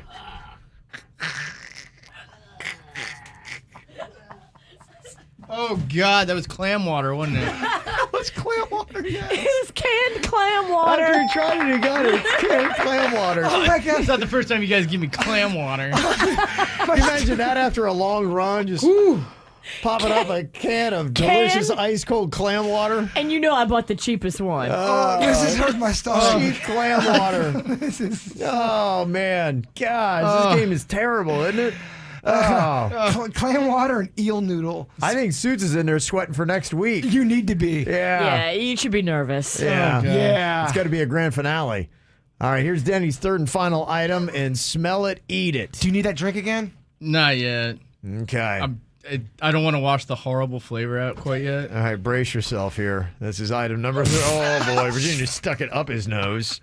I'm so sorry. Oh, boy. Oh, my God. Okay. All right. She just shoved it up his nose. I did get a good smell of that one. He accidentally moved his... You'll be actually smelling that one all day. He moved his head forward, and Virginia was moving the spoon, and it jammed up his nose. Yeah. That one kind of smelled like some tuna fish. Okay. It can't be right. Tuna fish. Tuna fish would be too easy. Too easy. I know you guys wouldn't do that. Okay. All right. Tuna fish is the guess. That's cat food. It's gotta be. If it's not tuna fish, it's cat food. It's not cat food. All right, Nice let's try, though. Pop it in his mouth. Open wide. Let's see how he reacts. Okay, work it around a little bit. What are you thinking? He's searching for that trash can. Explore it. What do you think about brain?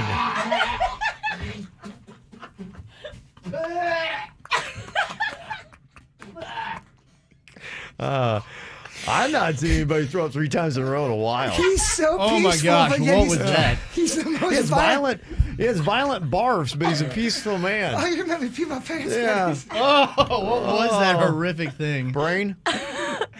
That was brain. Brain of what? People. No. Virginia popped off at the morgue. We have a morgue Oh, guy. I'm crying. We got a morgue contact. It was canned meat. Potted meat. But it was probably brain. Oh, it's so salty and meaty. That'd be a great tagline on the can. So salty, so meaty. Okay, Denny's looks like he's been through it.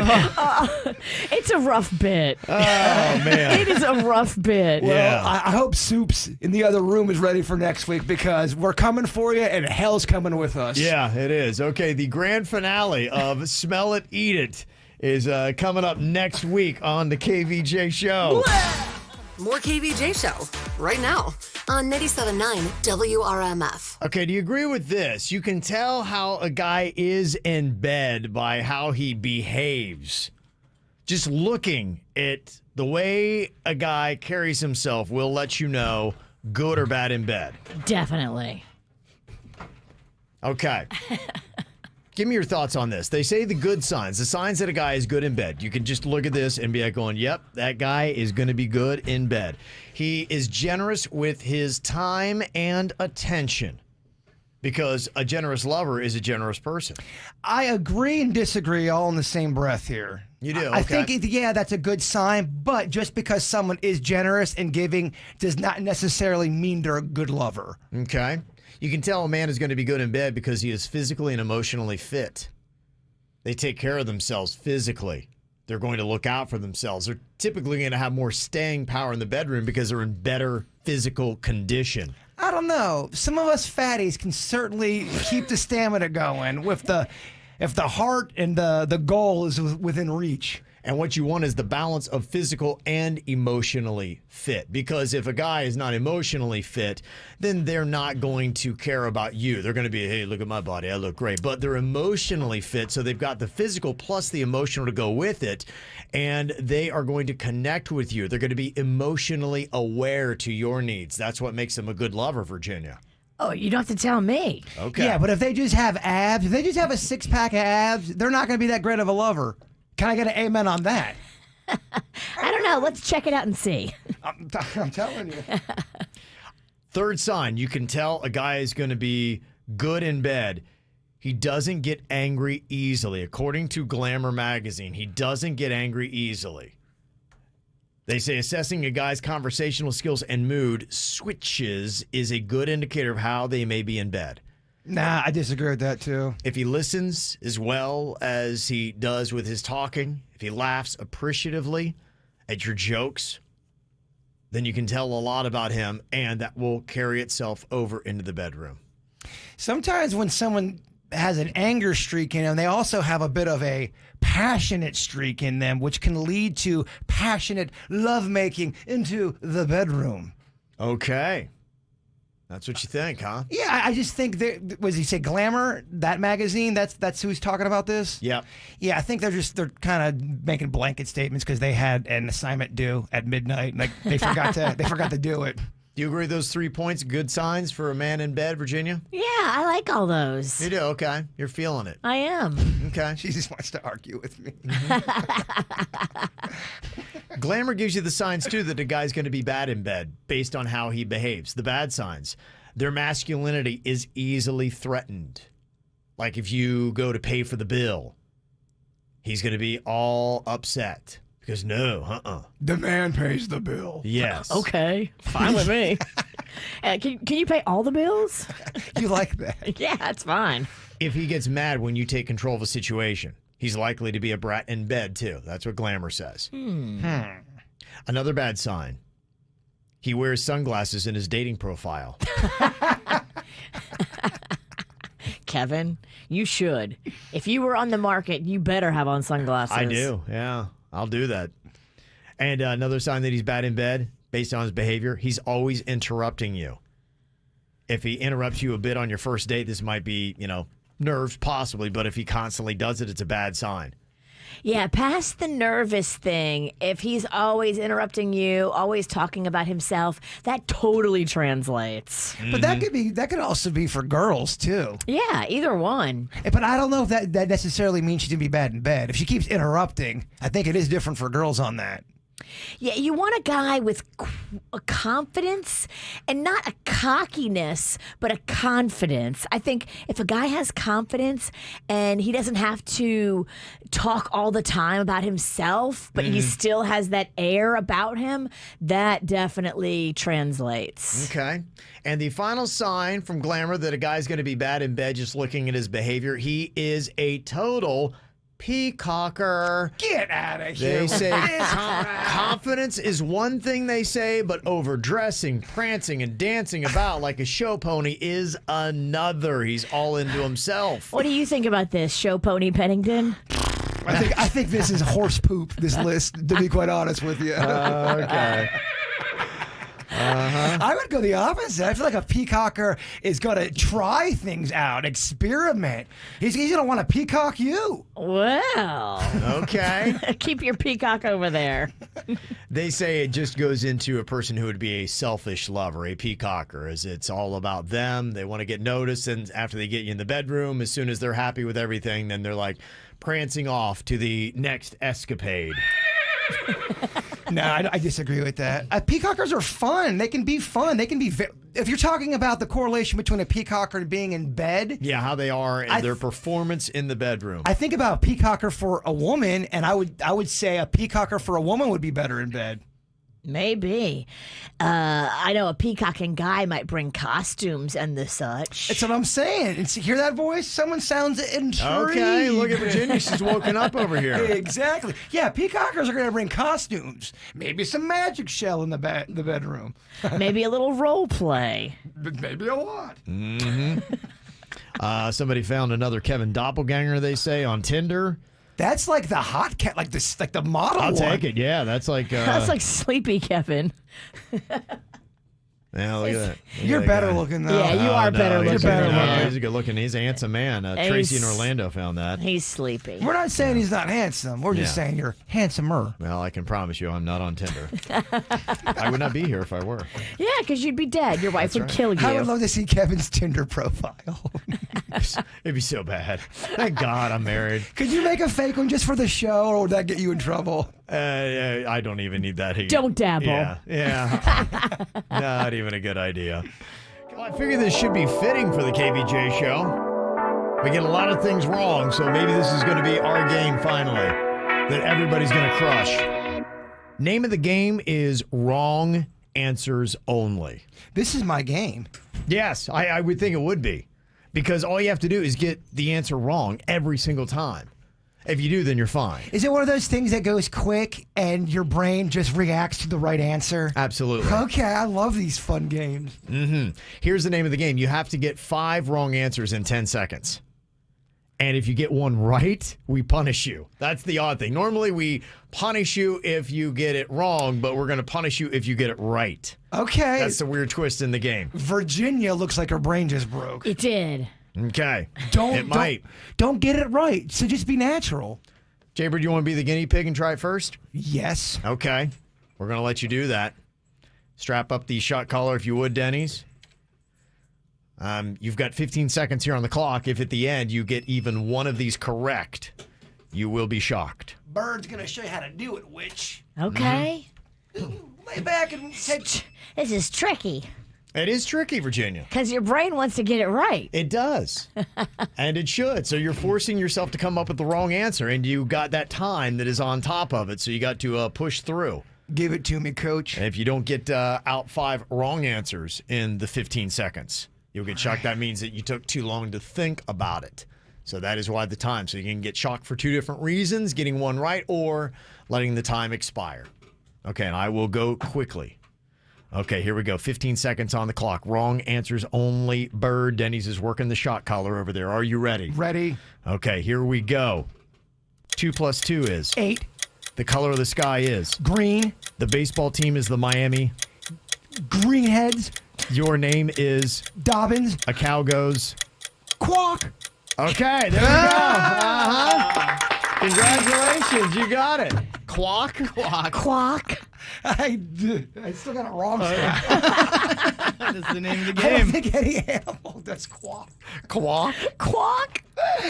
That's how you play it. Oh, that is fun. Throws you no blood, Virginia. You got your brain around this? Yes. Okay, let's do this. Look, I know wrong. I know how to do this. Yeah, you aced it, man. Look at that, with time to spare, too. You do want to answer the right answer, though. It's tough, isn't it? It is. Okay. Okay, are you ready, Virginia? Ready, Ski Daddy. All right. Oh, shocker. Wrong answers only. You have to get 5 wrong here in 15 seconds. Okay, here we go. You're currently in the state of Confusion. let your fingers do the Bitching. the radio station you're on is Wild 95.5. the president is Nixon. roses are red, violets are Purple. Okay, this is easy. I think this is easy. You think it's easy? It might be really easy. Yeah. It's still fun, though. Okay, we'll try one more round here with Dennys. All right. We'll let him take a ride on it. So far, everybody's aced it. Can we do you? Is that a personal question? Oh, yeah. Yeah, I think you could. All right. We got some questions for you, Mr. Ralston. Or strapping it to your neck. Okay. I still think you're going to be okay. I think you can get this is easy. You think it's easy? Okay. All right. Denny's putting it on his leg. My pasty leg. It does not at all look pasty. It looks more like, dead. Zombie leg. Oh, yeah. Zombie leg. Okay, here we go. Denny's wrong answers only. 15 seconds on the clock. You got to get all these wrong. Okay. A shape with 3 sides is a Square. give me liberty or give me. Health. Our first president was. Nixon. A dog goes. Meow. Once you pop, you can't. Keep going. Okay, there you go. That's so tough. It's so tough. Your did. brain goes, brr. Yeah. Give me Suits. Why don't we Okay. throw Suits at it? Make sure everybody can pass the test here. What's his name? Soups. Soups. Okay. That's his new name. His new name is We're going to confuse Soups. our audience Yeah, even more. people have no idea what we're talking about. How do I know that I'm really bad at radio? Okay. Here we go. Oh, Suits looks so... He's Smug Jr. over here. He's like, fine, this game's... Quiet confidence. That's how you know he's good in bed. You're right. Oh, Everybody's passed it so far. Suits is an animal in the sack. Okay. No comment.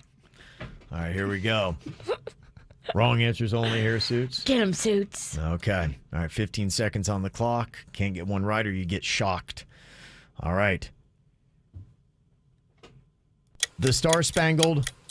Tree. The band is Maroon. 7. A cat goes. Woof. Hickory Dickory. Clock. Lincoln is on the. Dollar. Okay, very nice. The kid, the prodigy. Suits. It is nice. really hard to say the wrong answer, though. Your mind just goes right to the correct answer. Yeah, it takes you a second. Yeah. I might post these up if you want to play these with your friends. You can. Have a few drinks and play, but that's just everything. That's probably how you do it. Yeah. That'll make it a lot more fun. Obviously, 21 and older. Good but little drinking game that here. would be. There's a few new of our games that would be fun little drinking games. Yeah. Like everyone. Like every one of them. You could really add booze to anything on the KVJ We show. need to do to the dirt of the day. Good Lord. I invite you to drink. All right, well, go follow us on Facebook, and I will make sure that I post those up so that you can go and play Wrong Answers Only. And you could maybe speed it up. When I tried it out, it usually takes about 12 seconds Okay. if you're doing it fast. So I gave you a little bit extra. Speed puts the pressure, makes you You probably have to go even a little bit faster. For us to all ace it, that shows you that game is weak. Yeah. Well, it's just, you got to maybe do something. I think booze would probably be the thing that would make it even tougher. What y'all got going on this weekend? Tropical disturbance. Yeah. Then let's do it together then. Let's make our own tropical disturbance. Let's make our own tropical disturbance. You could call your drink the tropical disturbance. I feel like and it's like a rum drink with pineapple. I think someone's already done that. I'm a hack. Dang. Yeah, I think what we are going to get this weekend is just going to be basically annoying, a little breezy. It's officially named a tropical storm as of 11 p.m. last night. It does look like it might be coming up the east coast of Florida. But it could stay offshore, too. It's too early. Right. This is like a love-making weekend. Rain, you're quarantined. Get the lotion. They say that the winds could range from 39 to 73 miles per hour. That's what you can expect by Saturday, maybe getting a few gusts by Friday night. All right. So that's kind of where we are with that. Coming up here in a couple of minutes, people not doing it right. Man, these people who feel like they need to enforce masks and social distancing. Ow! There's a lot of dumbass criminals to talk about, baby.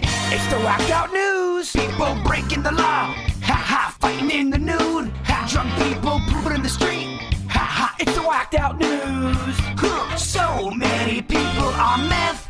Ow!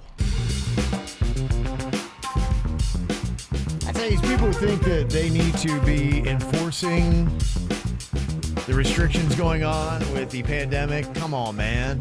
They got cops to do that stuff. It's not up to you, Douglas Marks. This guy was copping around at the Crystal Beach Suites. It's a Miami Beach hotel. And he sees this mother and son that are in the lobby, sitting on a couch and not social distancing. So he approaches the two and he tells them to leave because they're not maintaining the proper social distance. And they just ignore him and like I would do if I'm just, all right, don't even pay any mind to this guy. And so then they hear him walk away and say to somebody, let me take care of him. I got two people not following directions. Then he grabs a black firearm and starts firing off several shots. What? 4 in total. He shot off a gun? He shot off a gun to scare the mom and kid. Wow. They asked him, they said, did you do this? He's like, yeah. And he said he did, but it was because somebody was following him. And they're like, wait, what? This guy sounds like he is just ridiculous. Ridiculous. And insane and needs to be locked up for a few weeks to cool down. He also claimed to have asked the hotel front desk to call 911 before firing the 4 warning shots. So he felt like he was, validated for doing it because he'd like, well, I told him to call 911. They still wouldn't social distance. So, that's the only thing I had to do. It's time for a psych evaluation. Yeah, Let's just go ahead and put him on a hold. Let's make sure he doesn't have guns. Douglas Marks. You ever heard of Tuffy's Bottle Shop and Lounge? It's in lovely Sanford, Florida. No. There's a bar there. Okay. But, here in Florida, you got restrictions, and it's kind of tough. Ease. And they wanted to stay open, and the whole thing is you got to serve food. So Tuffy's Bottle Shop and Lounge is now Tuffy's Bar and Grill. Okay. And what they're serving is school menu lunches. And by doing this, they're able to stay open under Florida's coronavirus business restrictions. I love it. Yeah. Good for them. You have to adapt. You can't just stay closed and give up. And if it's a possibility to stay open, you should do it. If you're in a bar and you got a nice buzz going, cafeteria food is just what the doctor ordered. Well, if you now go to Tuffy's Bar and Grill, they serve square pizza and tater tots. Oh, my gosh. They also have grilled cheese with tomato soup. Tuffy's, I'm coming. He's already in the car. And if you look at their menu, underneath that item, it says, trust us, it's marginal at best. So they're not claiming to be, they're not claiming their food is good, but they just have it there. Well done, Tuffy's. Yeah. A woman in Carrollwood, Florida is now being treated after getting bit by a bat with rabies. Oh, my gosh. Well, and here's the thing. She's walking around her neighborhood at night. She sees a bat laying on the sidewalk. She's like, I think I'll pick it up. Well, then you get what you deserve. She did. It bit her on the finger.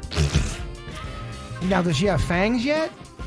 I don't know if fangs are one of the side effects of getting the rabies, but the Florida Department of Health tested her, and she does have it now. Dang. So. And now they put out this warning, don't pick up bats on the sidewalk. You'd be like, who would pick up? Oh, okay, she would. Yeah, there you go. Yeah, I always wonder with these warnings that are out there, clearly some idiot has already done it. That's why they feel the need to tell you. They go, why would you need to tell somebody that? Sadly, you need to tell somebody that. Dude, we live in the selfie generation, the TikTok. Everyone wants to get the, look, I got a dead bat in my hand. Yeah. They also came out with a list of animals you should not pick up, including raccoons, bats, foxes, skunks, otters, bobcats, and coyotes. I throw a couple other ones in there, too. Yeah, how about any animal that looks like it's about to be dead? They would, but they got to be specific. Well, you didn't say specifically not to pick up a cobra. Yeah. I call somebody. I was hugging this hammerhead. There's a Philadelphia community that is all upset. Apparently, a group of exotic dancers held a demonstration in an open park. All right. Ow. Get the popcorn. This is awesome. They called their demonstration a quote-unquote stripper strike. It was aimed at improving working conditions in gentlemen's clubs. Interesting. A few days later, the dancers met with the community in the same park where they held a conversation that surprisingly became very heated. Apparently, it did not end well, so can't imagine why. Yeah, whatever. Corona, bro. And finally, a woman in California is claiming her Cheesecake Factory order came with a latex glove inside. In the cake? It was, looked like an order maybe of like mac and cheese or something like that. Oh, it wasn't cheesecake. It was from Cheesecake. Yeah, Okay. Cheesecake Factory. Gotcha. Yeah. Still, you don't want somebody's used latex glove anywhere near your food. Ever. The woman spoke to a manager there and said the manager had apologized and offered the pair a $200 gift certificate, but she does not know if she will accept the voucher after the incident, I'm sure, because she is having a discussion with her attorney. Oh, yeah, she's already doing an interview. There's clips of her. I think we have a clip. You're going to sue? She goes, I know mistakes happen, but ... I'm going to sue you for everything you got. That's ridiculous. I understand that things happen, but there has to be some type of responsibility. My husband was eating his fettuccine Alfredo, and he took a bite, and he thought it was hard chicken or some overcooked, cheese. Come to find out, it was a latex glove that had been melted into the food. My husband's diabetic and high risk. Immediately, it's like this pit in the bottom of your stomach. Oh, she sounds like every Karen. Oh, she sounds so annoying. I get it. Look, a rubber glove in your mac and cheese or your salad or whatever happened. It's awful. It's awful. But she sounds very annoying. We can have that too. And the manager tried to give you $200 to make it all good. I mean, it's not like they're just thumbing their nose at you. They said they were sorry. It was a mistake, and they tried to rectify the mistake, and you're still trying to make a big deal out of it. Annoying. I'm not a fan of that. I'm on the side of the Cheesecake Factory. I'll always stand with Cheesecake Factory. I think you know that. I hope you're listening, Cheesecake. Panda got me my birthday cake from there. The original cheesecake with like the sour cream on top. The one I want to try, because I was exploring their menu, is that Cinnabon. Oh. The Cinnabon cheesecake, Fat Kevin. Yo, you would crap your pants of happiness. Maybe you should, because today is officially National Cheesecake Day. Oh. Just to let you know. I want to go get a cheesecake and some rubber gloves. Yes. Cheesecake is the best cake. They're running that special.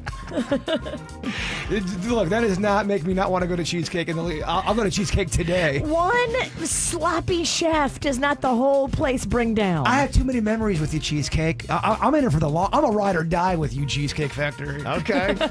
It is also National Chili Dog Day today. And to let you know, on Saturday, it is National Mustard Day. Now, does that include a honey mustard, or are we just celebrating yellow? I think you could. The biggest celebration, it seems like French's is really pushing this. In fact, French's makes a honey mustard. Yeah, I French, figured they probably do. They make a very underrated ketchup. If you are a ketchup lover like me, go with French's and see how it goes on you. Okay. Goes on you? Physically. Rub it all over your privates. How it goes over with you is what I should. Talking's hard. Corona, bro. Yeah. Well, if you love beer and mustard, good news. They're coming out with a mustard beer. French's and craft brewery Oscar Blues are going to be getting together for French's mustard beer. I would totally try that. I would too. I love mustard. Okay, have a mustard beer with a hot dog. Oh, maybe, yeah. That would be fun. So I do like a lot of those beer-infused cheeses and mustards. My only knock sometimes, I feel like they go too heavy on the beer and it loses the taste. You taste too much beer. Okay. I want a little bit more of the cheese or the mustard in there. This is a beer. I thought it was a mustard that had the beer in it. Nope. You got it wrong again. Bless your heart. Don't say that. Don't say. You know what? He played one game really well, and now he's back to being very wrong again. I think he's wearing a mask. He's just wearing it on his ears. Yes. I try hard. That's how it matters. Again, I blame Kevin. He hired me. It is a beer. They say it looks yellow and briny with a slight French's mustard taste masked by a light tropical flavor. How do I get some? That sounds gross. It's going to be sold online starting Saturday while supplies last, or if you were buying Oscar Blues Tap Room, you would have to be like in North Carolina, where they have one in Asheville. I don't know if it's worth the drive. I don't know. It's a really cool tap room. I've been there, Virginia. I loved it. Had a good time. It's lovely. It's in the mountains. You can actually sit in a rocking chair outside Craft with beer a cold Kev. beer. Oh, he's tap bragging right now. When he was Craft Beer Kev, he did that whole tour of all the craft breweries. Craft beer Kev kind of had a bit of a toot. Yeah. Yes, I drink a craft beer. Well, my wife and I, we were talking last night because, we're going to be doing this road trip up through Jacksonville, Savannah to Atlanta next weekend. To bring your son up to college. Mm-hmm. And she said, okay. She said, it's vacation, so you got to let something slide. I'm like going, okay. So I'm like, I'm going back on the craft beer train. Look at you. I'm going to enjoy myself. Let's hit some tap rooms. Have some fun, Ralston. Yeah, so if anybody's got any craft beer suggestions between here and Atlanta, let me know. Okay, Craft Beer Kev is back. Yes. Into it, baby. You're a limited release, but you're back. I am. That's what it is. A limited release, but I am going for it next weekend. Broadcasting from the offleaseonly.com studios. Shop thousands of 2016 through 2020 vehicles with super low miles. Priced thousands below retail right now at offleaseonly.com. This is 97.9 WRMF, Palm Beach. Talking about how today is National Cheesecake Day, for one. National Chili Dog Day as well. Coming up Saturday, it's National Mustard Day. These days, I know they just throw them out there every single day, and you're like going, so what? They just pick a stupid day and they do something with it. But the thing that, and the reason why you got to pay attention if you love food, is that they offer deals on this. And I just saw this, a day late, dollar short. Keto Kev loves chicken wings, eat them all the time. And yesterday was National Chicken Wing Day. Oh, you missed it? I did miss it. Yeah. Oddly enough, I had chicken wings yesterday. Oh, well, you celebrated. I did. Yeah, but, I would have loved to have gone out and gotten the deal. And I'm, just saw this whole thing that somebody had sent me that it's got all these places that had wing deals. And they were all yesterday. Like Buffalo Wild Wings, you get 6 free wings with any order of wings. Wingstop had deals. Hooters had deals. Hurricane Grill and Wings had deals. I missed it. That's why you got to pay attention.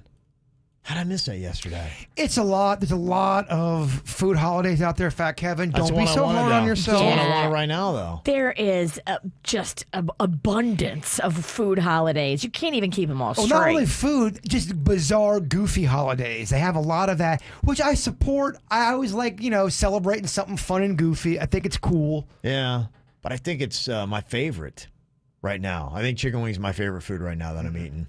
Yeah. What's yours? Everybody's got to be. I'm sure everybody's different. Mine will fluctuate and rotate. But doing the keto now, chicken wings. That's where I'm like going. Yeah, strong wheelhouse. Right now, my if I'm cheating and I'm gonna get real nasty with it, it's gonna be a cheese pizza extra sauce. I'm gonna have some kind of tart fudgesicle of some sort, or I'm big into key lime pie.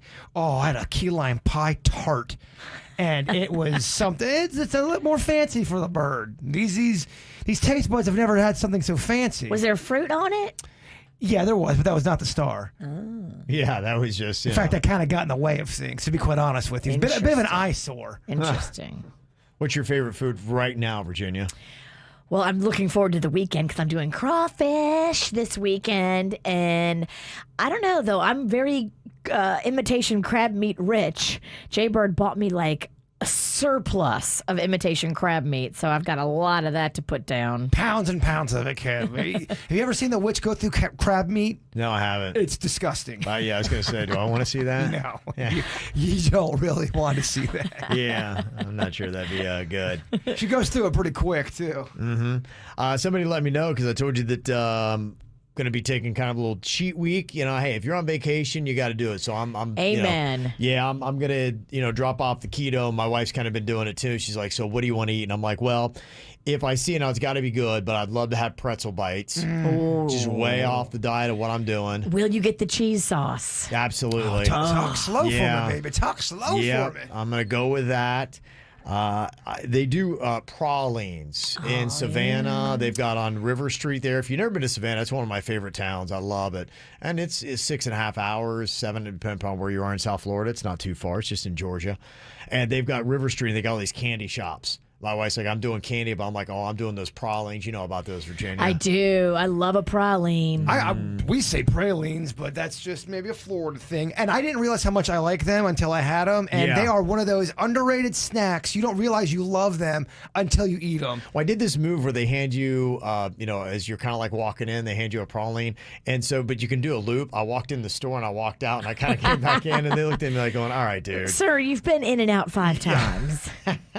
You get a piece of a praline, you get 5 of those. That's it. That's a whole praline. I don't need to buy any. I'm good. And somebody said, hey, if you're going up there and if you're going to be doing a little bit of a craft beer tour. In fact, somebody can help me because I thought somebody had mentioned that there may be a new craft brewery in Titusville. That'll be up through there. Want to find out in Jacksonville where you'd want to go. I know a little bit about Savannah for craft beer, but somebody said there is an Oscar Blues if you want that mustard beer in Brevard. Oh, so really? I did not know about that. Might have to pop in there. I didn't know about that either. Mm-hmm. So there you go. And you can check that out. Will you just do me a favor? Will you film yourself eating those pralines?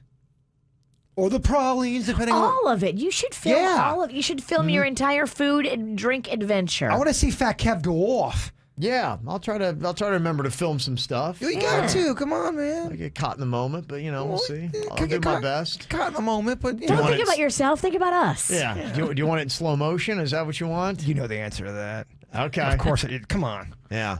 He wants that cheese to be hanging off your lip as you lick it slowly. A slow-mo pic of Kevin dipping a pretzel bite in cheese, eating it with him flipping his hair. Slow-mo. Oh, yeah. KVJ viral.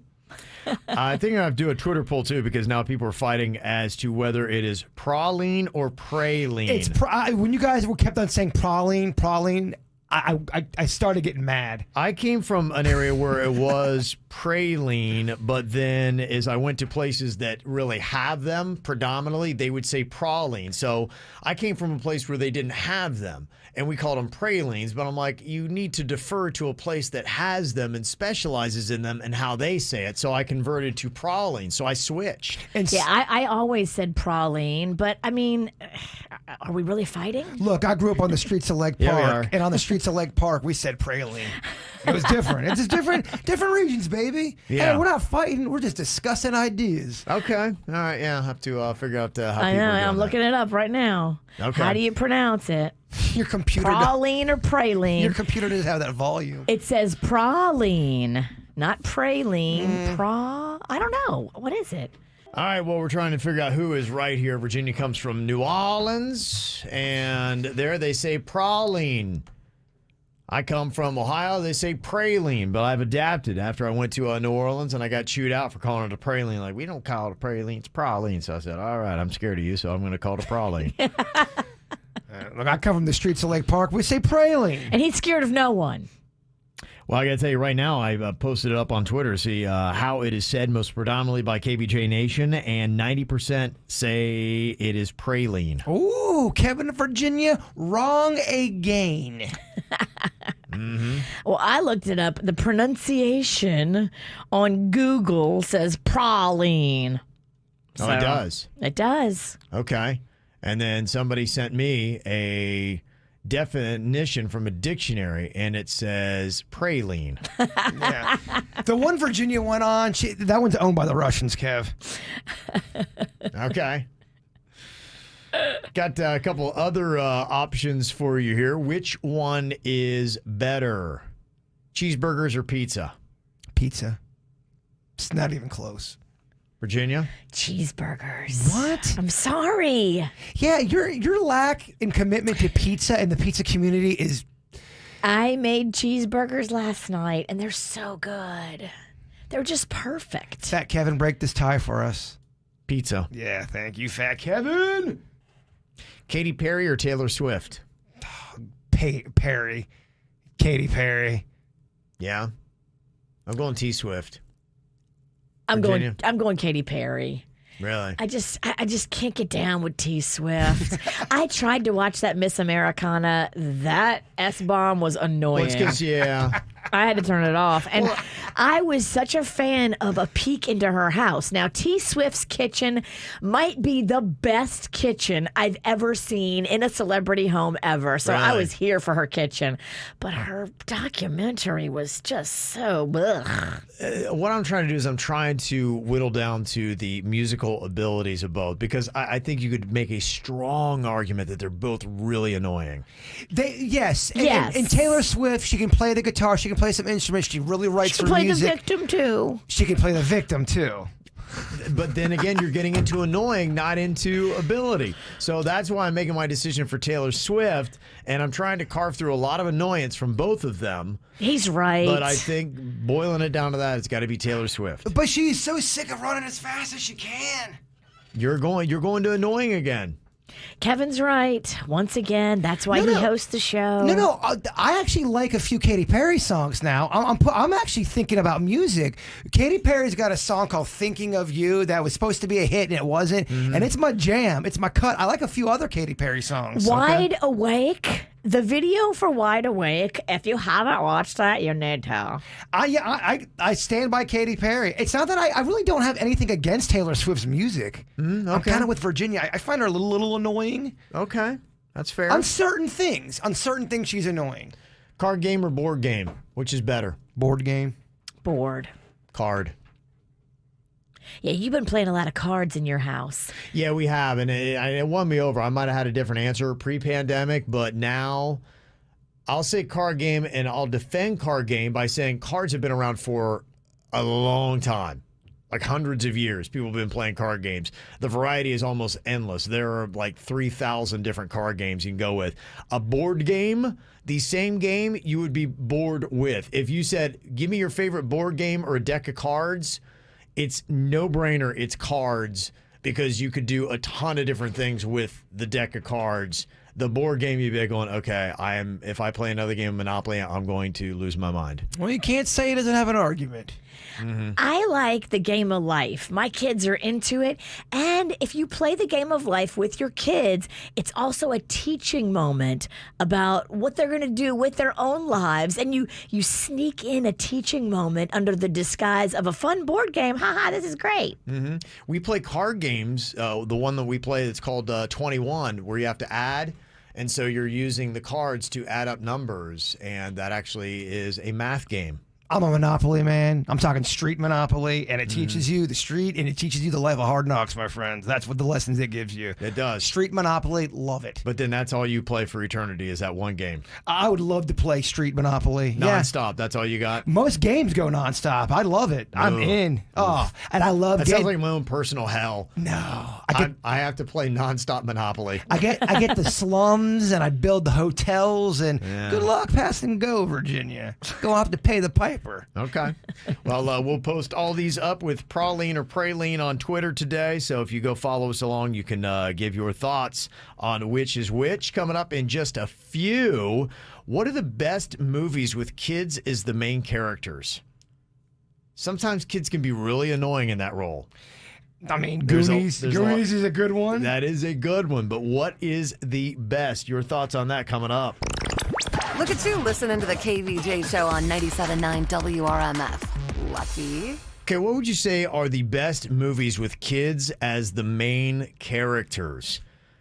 I think about some of my favorite movies when I was a kid, and yeah, I loved a lot of those movies, and I still look today at them being some of my favorites. Now, do they stand up the test of time, over time? And if I had to say, yeah, you mentioned Goonies, Jay Bird, probably would be my number one. It's so weird, though. When I bring up the Goonies, I do get some clap back from the people. Like, Bird, that movie's so dated. You're dated. What the hell? Really? That's usually how it goes. But I thought one of your kids watched the Goonies and didn't love it. Rocco watched it and was scared of it, but he was littler. Okay. I need to show it to him again. I think my top 5 would go Goonies, 1, Stand By Me 2. Hell yes. I would put Sandlot probably in there in the top 5. Home Alone. You can't argue that as being a solid movie. So is it just, does it have to be a bunch of kids, or it can just be one kid leading the charge, really? It can. It's just one of the best movies with kids as the main character. So it could be one kid. It could be multiple kids. I would, I don't know if you can put all of them as one, but I really like the Harry Potter movies. I think for a lot of people today, Harry Potter would probably win. Yeah, Potter's got such a massive following, and they are into it, and they're still loyal to Potter. Yeah, that I think would be one of the biggest. Some of the other answers that people are saying on our Facebook page right now, Matilda, Mighty Ducks, Little Giants. I love Mighty Ducks.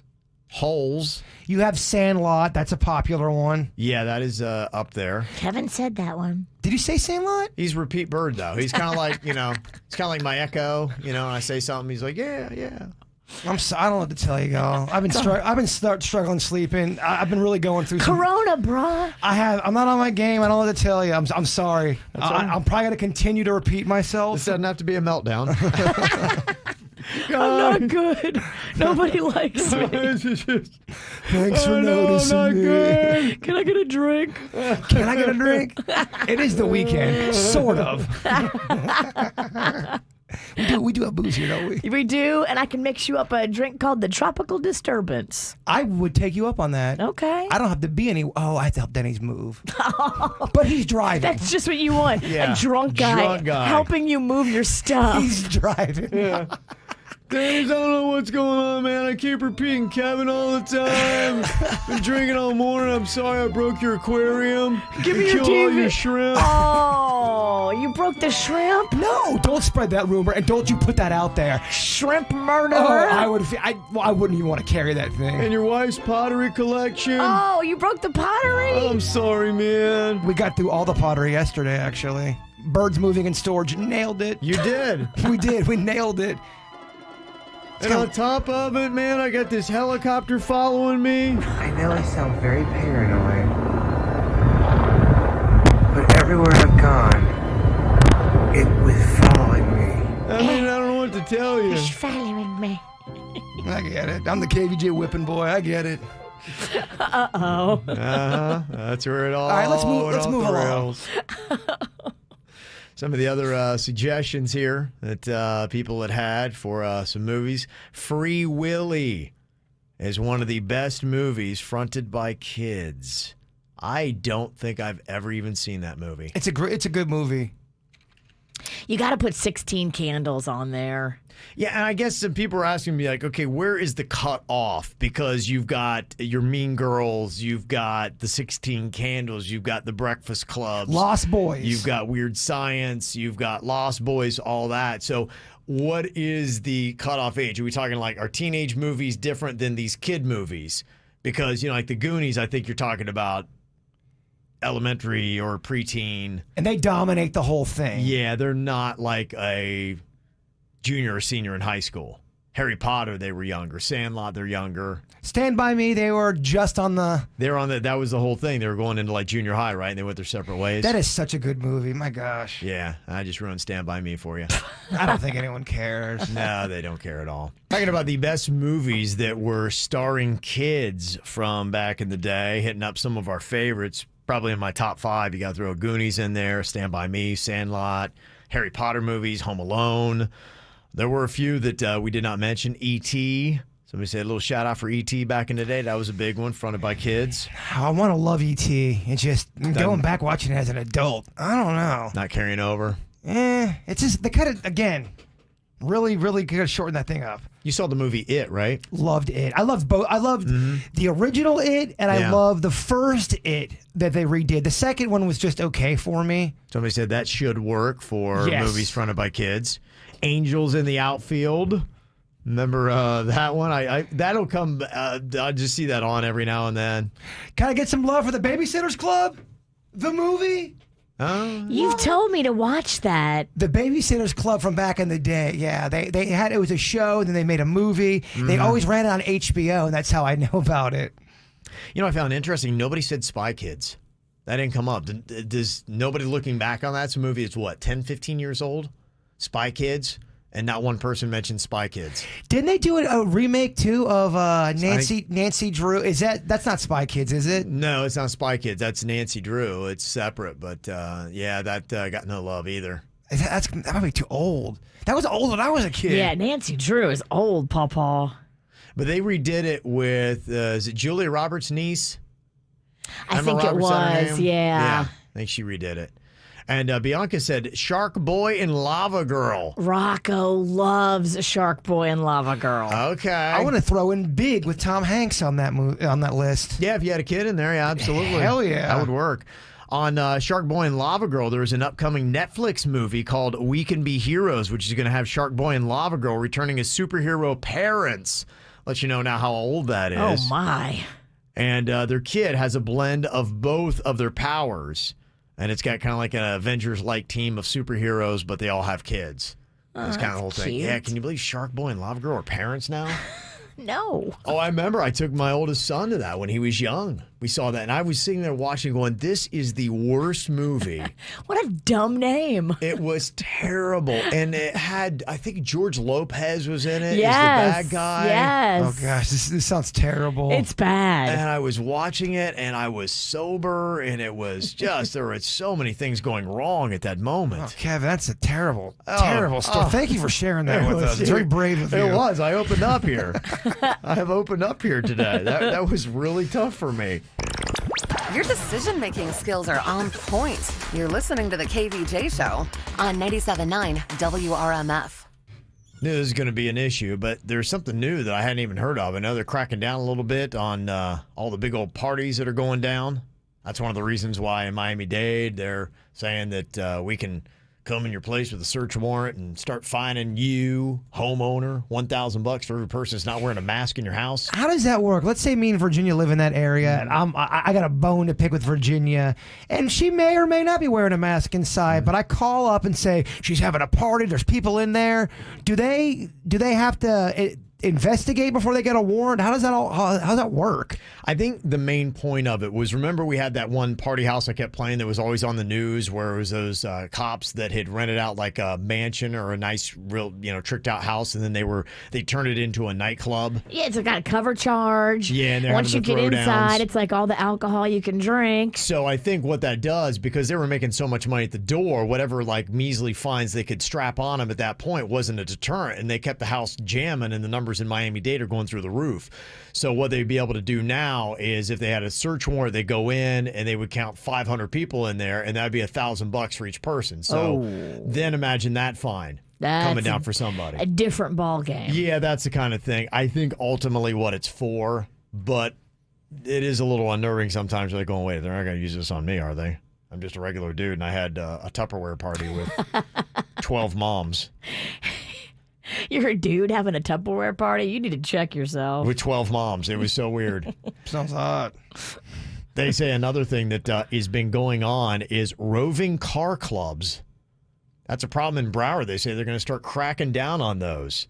Apparently 20 to 40 cars just kind of drive around and they find places to stop and party. Since no clubs are open up and you can't say, hey, meet me here or there, they will be like, okay, let's meet and let's just drive around and find a place to party, I guess. Or they'll just kind of like party in parking lots and different places like that. Let's go party, get hammered, get in our cars, drive around. Sounds really great. Yeah. That's ill-advised, guys. Terrible. No, it was. Well, I mean, there's a lot of things that aren't happening. Yes, you're right. I mean, you're driving around. There was drinking and intoxicants that were going on. Plus, there was a lot of gunplay. That was the problem. A couple of people were getting capped. Guns, drinking, and driving. Interesting. Yeah, it was really kind of like a big perfect mix of bad stuff. I don't know about y'all, but that does not sound like a party. Well, I guess if maybe you're 20-some years old. I don't know. When I was 20, I probably wouldn't like that either. Yeah. Guns? No. Guns? Nobody had guns. At your If parties? they did, I wouldn't have gone to their party. You didn't grow up in the hard life, Bird. I guess I did. I thought the streets of Lake Park made me hard, but not hard enough. Not hard enough. There are harder streets than your streets. I do know this. Bird like butter. Yeah. It ain't hard. Bird butter. Bird butter. Soft like bird butter. Warm butter. Yeah, so far they've broken up 13 parties. And they made 25 arrests, over 260 citations, and 3 guns seized, as well as someone who stole their car for their roving car club. It's quite a violation, isn't it? Well, you want to be in the club so bad, but you don't have a car. What are you going to do? You're going to steal a car. That's what you wind up doing. That's the only thing that makes sense. The other problem they're having, too, is like at college campuses, they're a little bit worried about this because, you know, the fall semester is going to be kicking off. I know next weekend I'm driving my kid to Georgia Tech, and that's where he's going to be going. So they're firing that up, and I don't think they have mask mandatory there, so you can do whatever, you know, just show up and go. And the 21-year-olds are not set the same way as the 51-year-olds. They're just not. No, they're not. There was an on-campus party at Rutgers University, and a whole bunch of football players went, and now 15 of them have tested positive for the coronavirus. Oh. And, you know, they're not thinking about it. They're living their best life. They're, you know, 20, 22 years old, something like that. They're living their sick life now. Yeah, and they're just like, yeah, we're partying. We're, like, just getting all together like it's a regular life and not wearing masks and all that kind of stuff. And they talked to one of the college kids that had a bunch of people catch coronavirus from their house party. It was definitely an overhype. You know, it was definitely exaggerated, but it was definitely an irresponsible move on our part. There was an acquaintance that came to the party and had said, oh, I have strep. And then later on, they admitted that they did have COVID, that they tested positive. So that's when we all were like, okay, we got to go to the doctors. We all got tested. Luckily, we all are negative. It was a lesson to be learned for sure. It's a new experience for everybody. Mm-hmm. He's putting on the old, I'm a good boy act right now. But when that microphone goes down and those beers are flowing, he's like, whoa, yeah, COVID bitches. Yeah. Well, you know, football season is pending. If you're a Canes fan, you're happy because they just announced their 11-game schedule that is going to be coming up for football. Some schools like Ohio State, they're going to have 20,000 people in the stands for their football games. But they've banned the tailgating. But people are like going, well, what are people going to do before the game? They're just going to park their car. These college students aren't going to have people over before the game. And they're going to be like, no, guys, we can't do this. I know it's a football Saturday here, but we're not going to party and drink and be irresponsible. Well, I'm sure it'll be cool. Yes. That's part of the issue that they're worried about. So, yeah, we'll see what happens as fall's looming. We're about a month away from a lot of these games, Virginia. Dang. Just over a month, maybe about 5 to 6 weeks. That's quick. It is. It is. So will a lot change before then, or do we have a lot more coronavirus cases coming up? Virginia, praline is getting curb stomped. 92% say it's pronounced praline, not praline. Well, those people aren't from New Orleans. I don't know what to tell them. They're wrong. Okay. Whoa, double downing. All right. There you go. Praline is something you do when you're talking to Jesus. Sorry, y'all. Some people pray fat, too. That was a joke. Got you. Okay. Yeah, Yeah. it wasn't that good. All right, got you. I was just making sure that. You're just mad because you're wrong. Well, so me and 90% of our audience is wrong, and boy, I'm so hurt. All right, we got the After the Show podcast going to be coming up. It's going to be live on Facebook here in just about 15 minutes tops. Before we do that, though, Bird, if you'd wrap us up with your thought for the day.